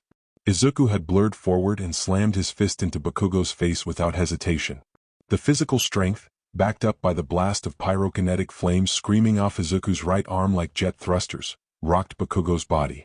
The ash-blonde sight faded to black even as his body ragdolled through the air and landed on the grass outside the ring. It took 3 full seconds before anybody reacted. That was awesome, Izuku. Toga laughed loudly as she cheered for her boyfriend. Bakugo is out of bounds, Midoriya is the winner. Midnight pointed her whip towards the already shrinking Izuku. The modern hero art history teacher seemed to still be processing the near-instant match. That has to be the fastest match we've ever seen at the sports festival. Present Mike was notably subdued as his voice came from the speakers in the arena. Midoriya home. I feel like this was a long time coming, Hisashi held Inko comfortingly. Izuku, Inko sniffled, she hated seeing her son upset in any way. But maybe this was needed for the two boys to put the past behind them? Bakugo home. You cocky little idiot. Bakugo Mitsuki sighed at her son's instant defeat. Maybe this would get her hot-headed punk to finally pull his head out of his own ass? Not like Aldera Junior High had done anything about his behavior. He's not going to be in a good mood when he gets home, Bakugo Masaru shook his head gently. I'll have a talk with him tonight. No, we'll have a talk with him. Mitsuki shook her head as she took her husband's hand. We both know he'll be fuming at being knocked out in one punch, but it's high time he learned that the world doesn't revolve around him and his quirk. U.A. First Year Sports Festival Stadium. Bakugo was carefully carted away by the medical robots towards Recovery Girl's temporary office. The red-eyed teen would wake up in a few minutes after treatment. His own quirk made him resistant to both shockwaves and heat, so he'd taken a bit less damage from Izuku's punch than most people would have. Not that he'd be happy with the results of the match regardless. Well, after that lightning-fast match, we'll move on to the second match of the third round. Present Mike tried to get the crowd over their shock and back into the excitement from earlier. That Midoriya boy shows promise, Endeavor muttered to himself as he waited for his son's next match. From the right tunnel once again, comes the icy powerhouse of Class 1A. It's Todoroki Shoto. Present Mike hadn't been expecting to call the teen back out so soon. It wouldn't have been possible without Recovery Girl's quirk. The elderly woman truly was the backbone of UA High.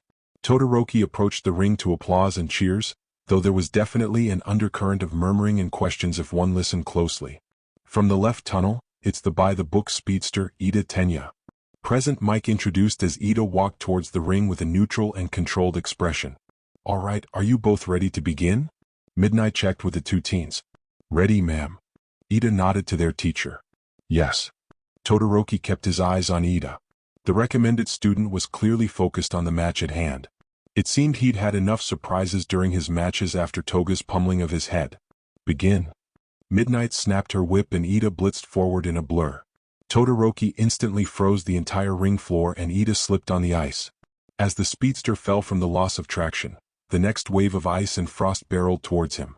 Thinking quickly, Ida fired his engines and did a mid-air backflip over the attack meant to encase him. Landing on the ice, he struggled to maintain his balance for a second before dropping into a runner's starting position.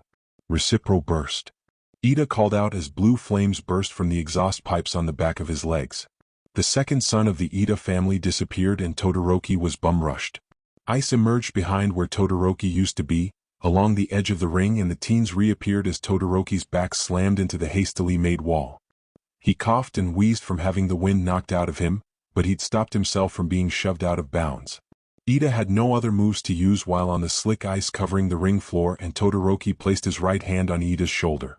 Frost covered the bespectacled teen rapidly and grew thicker and thicker to encase him. His engines guttered out and stalled as his recipro burst ended. In mere moments Ida was fully encased in ice except for his face. "Ida is immobilized, Todoroki is the winner," Midnight declared as she saw the state of the two students. Todoroki slipped out of the frozen Ida's hold and placed his left hand on his classmate to start thawing him out. "It was a gamble that almost paid off," Aizawa remarked of Ida's use of his trump card. Todoroki would have been the first one out of bounds if he had been a fraction of a second later in forming the ice wall behind his position. "I didn't even see him move. That speed was insane."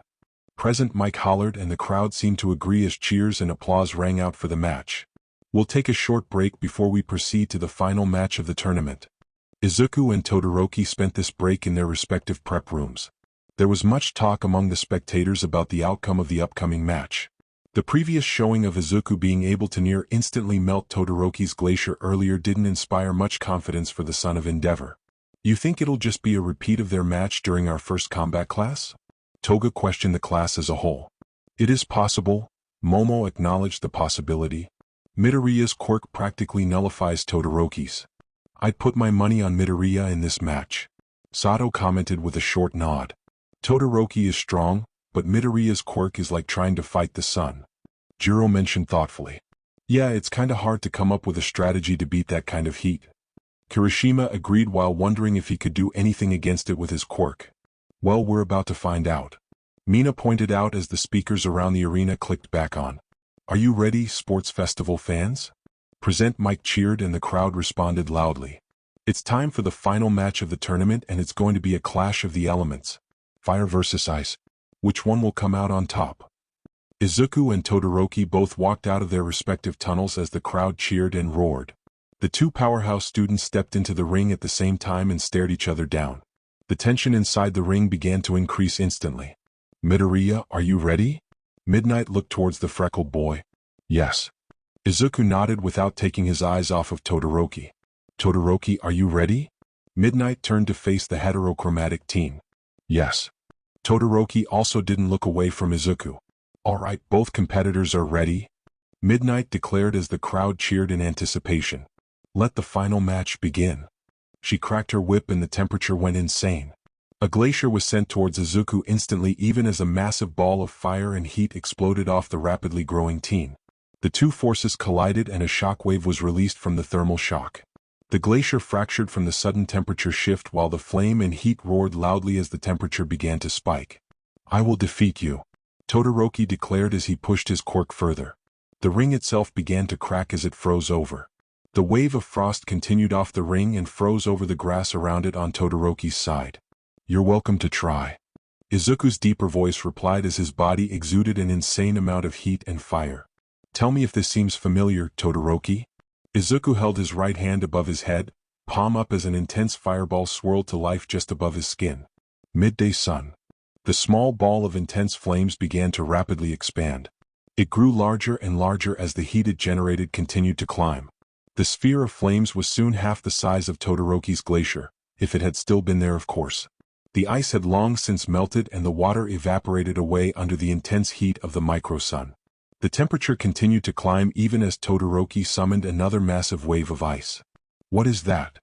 Present Mike cried out as everyone witnessed the formation of what appeared to be a miniature star in the ring. "Even in the booth I'm starting to feel the heat." "Your ice will be nothing but slush before it reaches me, Todoroki." Izuku stared hard at his fellow hybrid quirk user. To prove his point, he walked through a wave of rapidly melting and evaporating slush. "Your quirk isn't suited to temperatures like this. I refuse to lose to a quirk like his." Todoroki focused and a large ice construct was formed behind him. It was similar to a battering ram and Izuku stalked closer towards Todoroki even as he watched layer upon layer of ice freeze over each other to make the implement. The instant it was done, Todoroki launched the frigid battering ram towards Izuku. "Did you forget that pyrokinesis is only part of my quirk?" Izuku punched the flying battering ram with a good amount of his strength. The construct of ice, even layered as it was, shattered like spun glass into particulates of frost that near instantly evaporated. "I'm winning this match, Todoroki, I made a promise." What went unsaid was that Izuku was still a little angry at what Todoroki had done to Toga in their match. The heat continued to increase as Izuku maintained his midday sundae. People in the audience were sweating heavily, some outright panting as the air rippled in an intense heat haze. Many of the pro heroes had removed parts of their costumes to help them cool off. Not that it was doing much as the temperature continued to climb. Midnight and Cementos were sheltering under a concrete bunker that the concrete-wielding hero had made. The thick walls would keep them safe for a while at least. "How can you be doing this?" Todoroki panted as even with his ice, he was sweating savagely. Being directly under the midday sun was like an inferno bearing down on your body. No pyrokinetic should be capable of maintaining this. He blinked and wiped the sweat from his eyes as he noticed the cement ring liquefying under Izuku's feet as the other teen walked towards him. Every step turned the concrete into molten rock.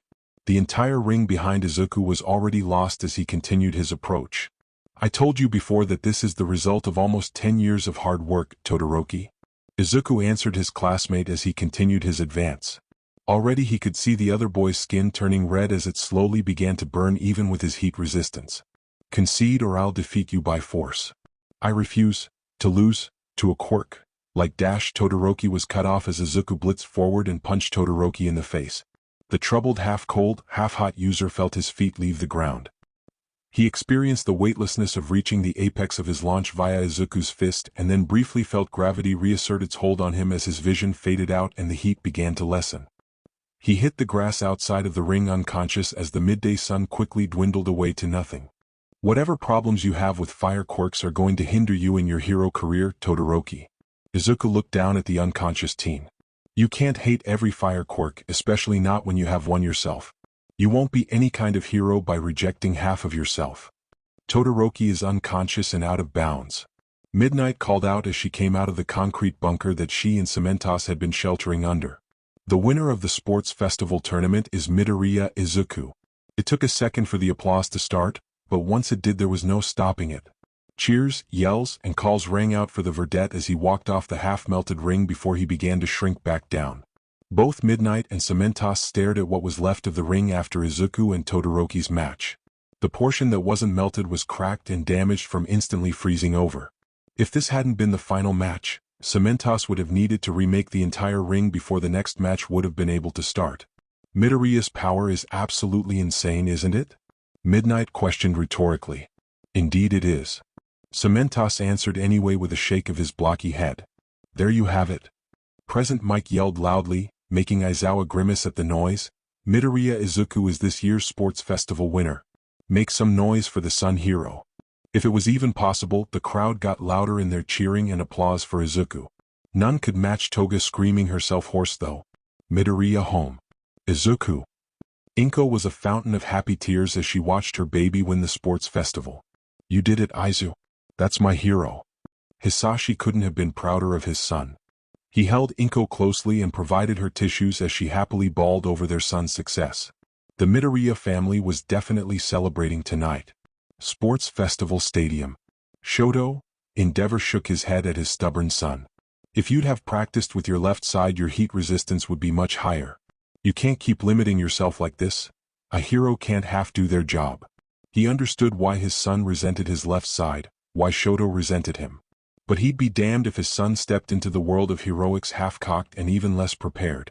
You'll see, Shoto, you'll see where resentment leads a person. With that, Endeavor turned away and headed for the exit. He had a couple of internship offers to fill out. Medal ceremony. Izuku stood on the first-place platform staring out into a sea of cameras as the media was allowed to get closer for the ceremony. On the second-place platform was Todoroki, who looked conflicted and deep in thought. Standing on the third-place platform was an oddly quiet Bakugo. Izuku was curious as to where Ito was, though. The bespectacled boy should be standing beside Bakugo on the third-place platform. Now for the medals. Midnight spoke loudly into her microphone. Presenting them this year is, you know who. I am. The familiar voice of the #1 hero rang out from the top of the arena as he leapt towards the platforms. The excitement of the media spiked as the man landed on the ground before the top finishers of this year's first-year sports festival. Here, with the medals. All Might declared as he rose to his full height with his signature smile on his face. It's All Might. Midnight called out with a grin after seeing the blonde man's entrance. The first years are really something this year. Even All Might came to watch. One pro hero noted as All Might walked up to the third-place platform with the bronze medal. You have great strength, young Bakugo. All Might placed the bronze medal on the strangely quiet teen. But no hero can do everything alone. Learn from both success as well as defeat and you'll go far. Right? Bakugo stared at his bronze medal contemplatively. Young Todoroki, your matches were excellent. All Might praised the red and white-haired boy. But you'll never get to where you want to be if you reject who you are. Your quirk is yours, not anyone else's. Become the hero you wish to be with your quirk. He encouraged the teen quietly as Todoroki's eyes widened at the #1 hero's words. The silver medal sat around his neck, mostly ignored. Young Midoriya, you were quite the spectacle today. All Might smiled widely at the verdette while placing the gold medal around his neck.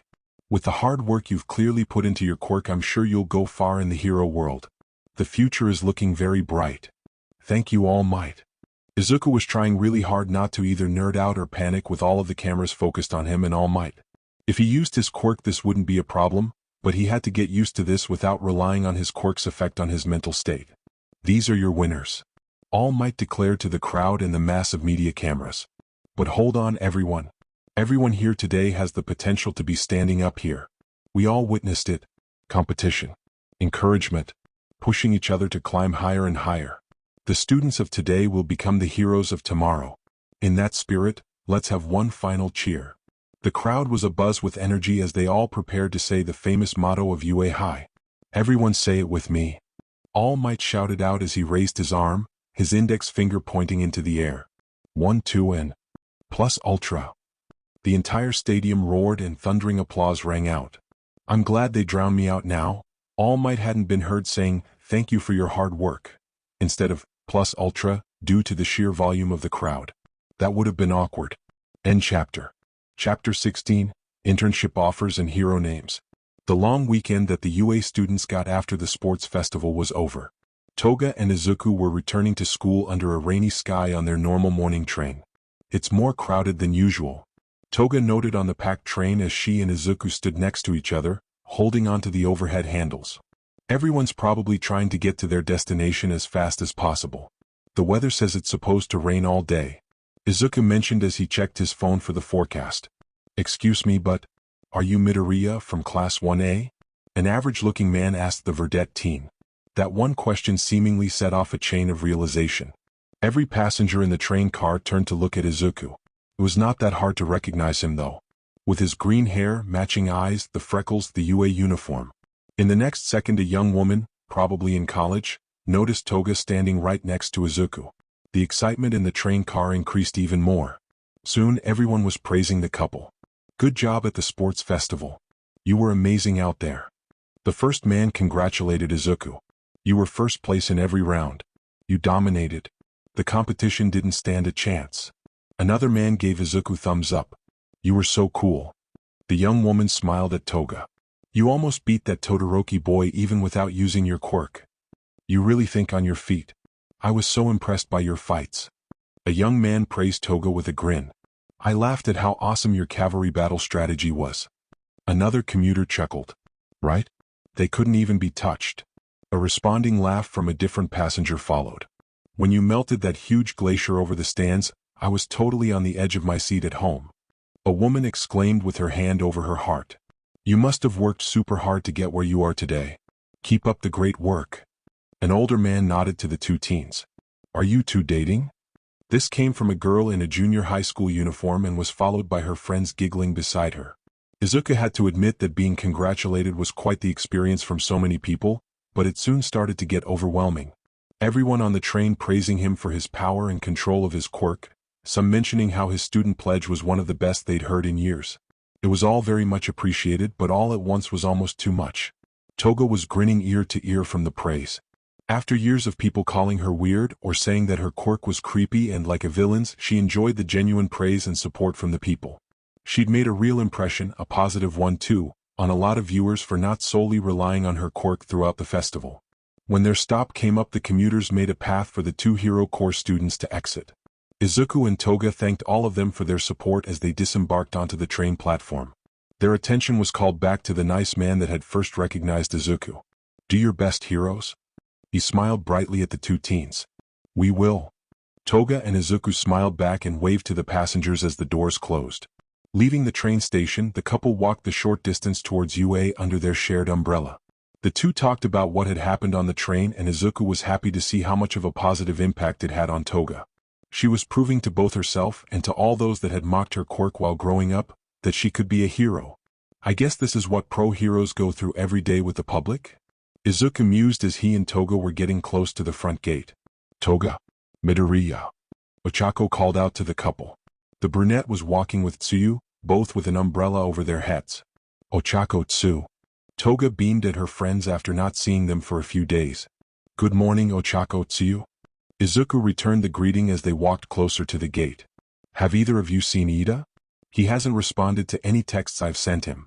It was shortly after the medals were given out that Class 1A had found out that Ida had to leave due to a family emergency. The news that had broken that evening had let the whole class know what the emergency had been. The turbo hero, Ingenium, had been attacked by the hero killer, Stain. It was no surprise that a majority of their class was worried about Ida and his older brother. No. Not since he left during the festival. Ochako shook her head, her worry obvious. Me neither. Tsuyu looked worried for their friend and classmate. I hope he is all right, Izuku sighed as they entered the school grounds. Good morning, everyone. Ida greeted them as he dashed past them. Ida? Izuku blinked at the poncho and rain boots combo the speedster was wearing. Why are you walking so slowly? We don't have much time. Ida commented as he slowed his pace to talk. You're going to be late. Late?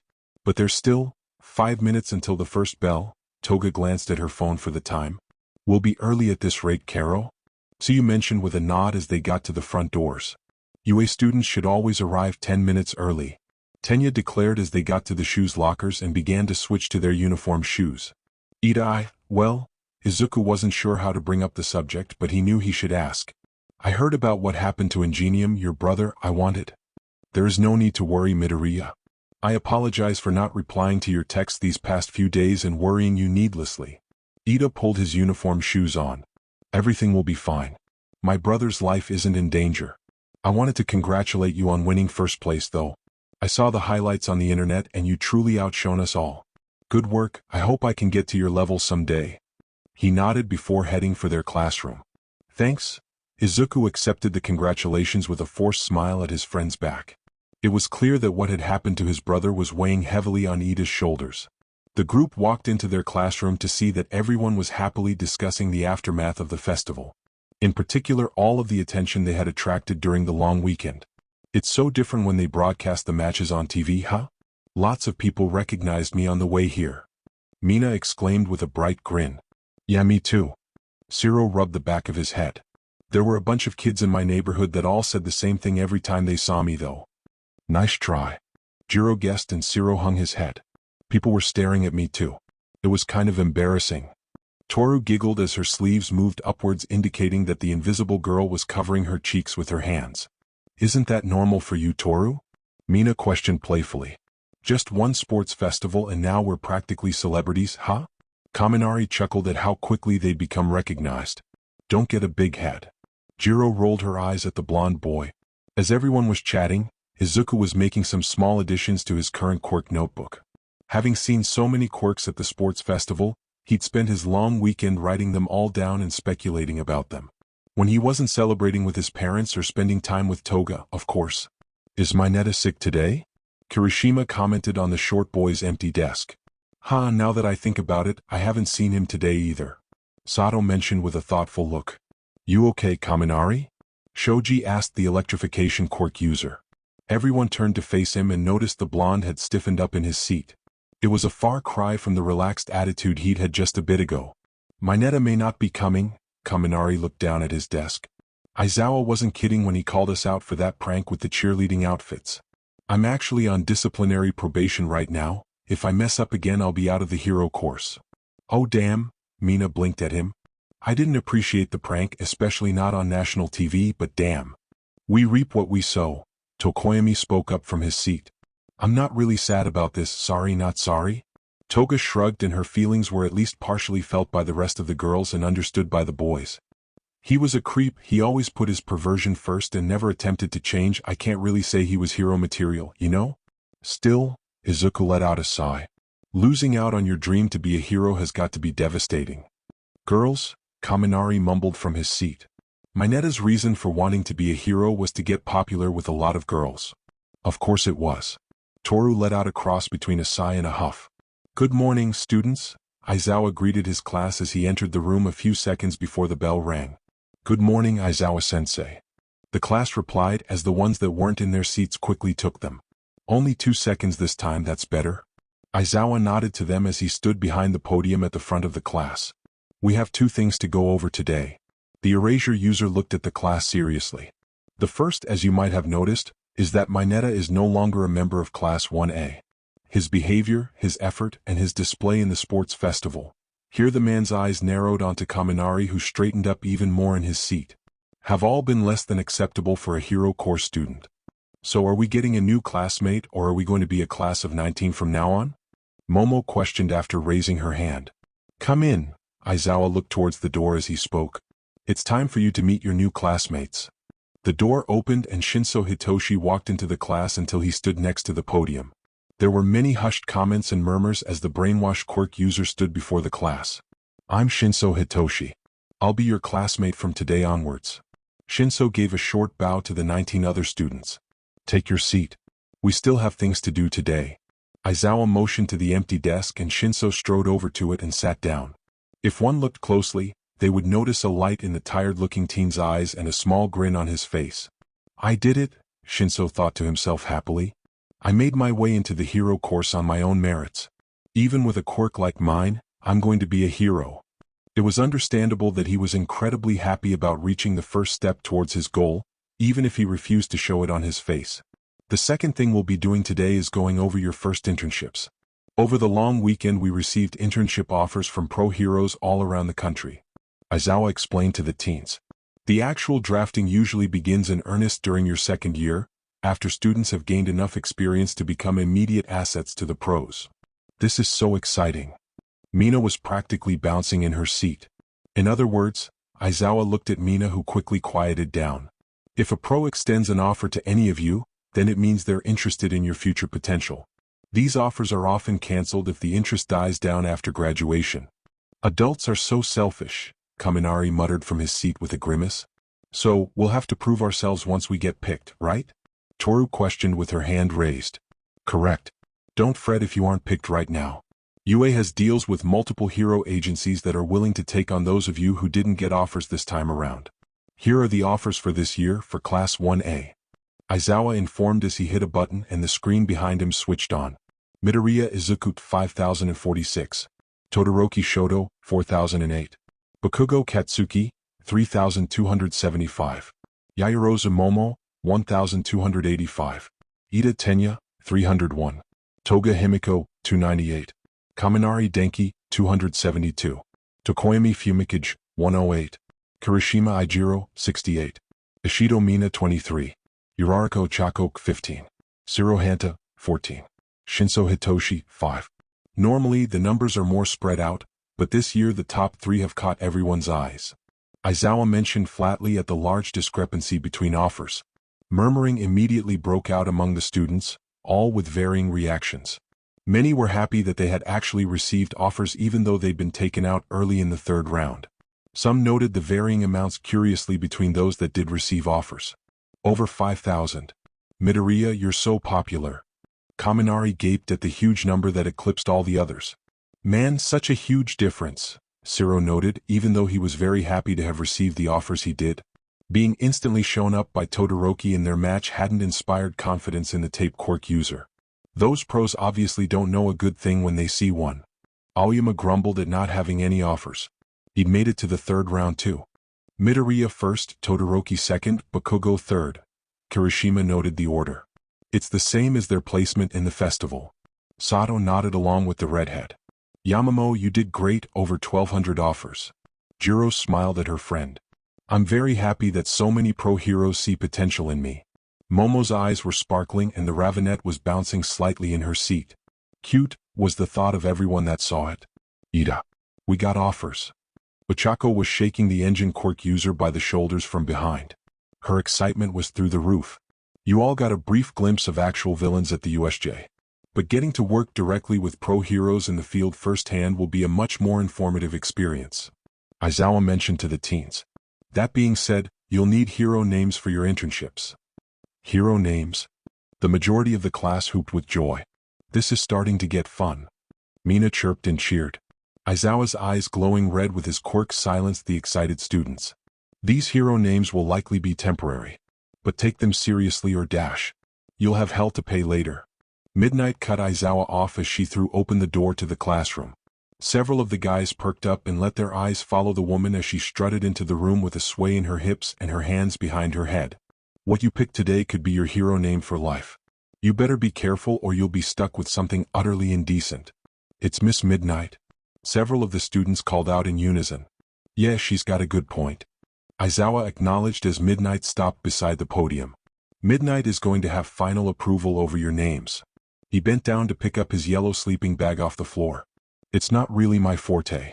He recalled exactly how he'd gotten his hero name because of Present Mike back when they were in school.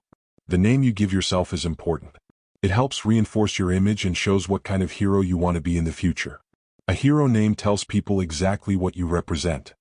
Everyone will take a whiteboard and a marker and think up ideas. Midnight handed sets of 5 to the first desk in each row. Once you've thought up a name, raise your hand and you'll be called up to the podium to share and for final approval. Aizawa watched for a few moments before climbing into his sleeping bag. He leaned up against the wall and was quickly asleep. The class would have been quiet even if they weren't busy trying to think up hero names. I'm pretty sure I already know what name I want. Izuku thought back to the day he'd found an old hero that had a similar quirk to his own. It was a foreign hero from the first few years that heroes had become a legal career, rather than being considered vigilantes. He'd always liked the man's hero name too. Alright, let's start presenting those who have already come up with ideas. Midnight spoke up at the 5-minute mark. The first to present his idea was Aoyama, who confidently stood up before anyone could be called and walked up to the front. Hold your breath. Aoyama cautioned his classmates. The shining hero, my name is, I cannot stop twinkling. Monami, you can't deny my sparkles. That's a sentence. Almost the entire class blanched at the name. It'll be better this way, Midnight wrote on the small whiteboard for a few seconds. Take out the I, and shorten the cannot, to can't, da. She turned the board to face the blonde teen. Merci mademoiselle, it's stunning. Aoyama thanked the teacher before returning to his seat. She likes it. Several members exclaimed in shock. Okie dokie, let me go next. Mina pranced up to the podium with a smile. My hero name, Acid Pink. She winked at the class with a grin. There you go. Midnight approved with a smile. On point and easy to remember. Good job. Mina giggled happily as she went back to her seat. Mind if I go next? Tsuyu raised her hand. Come on up. Midnight agreed while pointing to the frog form user. I've had this name in mind since elementary school. Tsuyu turned her whiteboard around. Rainy season hero, Froppy. That's delightful. Midnight gushed. It makes you sound approachable. What a great example of a name that everyone will love. Tsuyu croaked happily as she returned to her seat to the cheers of her classmates. I've got mine. Izuku stood up and headed for the podium after sharing a smile with Toga. The Sun Hero, Escanor. Oh, Midnight grinned at the name. You're paying homage to the proud hero, Escanor from the United Kingdom. Yes, Izuku nodded to his teacher. He's really old. He was one of the first legal heroes from back in the day, but his quirk was very similar to mine. I always thought how he stood up to any threat and any disaster like a beacon of hope was amazing. He was the all might of his day, and it really inspired me that someone with a quirk like mine had already walked the path of a hero. If you're bearing the name of someone you admire, then you have that much more to live up to. Midnight smiled at her student. I accept that challenge. Izuku smiled back confidently. That's so manly, bro. Kirishima fist bumped Izuku as they passed each other. It makes me feel proud that we're doing the same thing. The redhead made his way to the podium next. The sturdy hero, Red Riot. Oh my, another homage. Midnight clapped with a wide smile on her face. A fan of the chivalrous hero, Crimson Riot? Yeah, he's kinda old school, but I've always wanted to be a hero like him. Crimson is my idol. Kirishima grinned brightly. Then the same advice applies to you, Kirishima? Midnight gave the boy a grin. Living up to the ideals that inspire us can be difficult sometimes. But for those that shoulder those burdens to carry on the names of heroes past, it is a requirement. I know, and that's a weight that I'll happily bear. Kirishima clenched his fists in front of him. I'll stand up and inspire others just like Crimson did. No matter the situation, I'll face it through and push past all fear and doubt. Wonderful. Midnight beamed at the hardening quirk user. Me next, me next. Toga cheered when Kirishima sat down. The blonde skipped up to the podium happily before presenting her whiteboard to the class. The transforming hero, Doppel. Oh, that's cute. Midnight cooed at the name. You took Doppel from doppelganger because of your quirk. I love it. Ehehe, Toga giggled happily at the praise. From there it was mostly smooth sailing.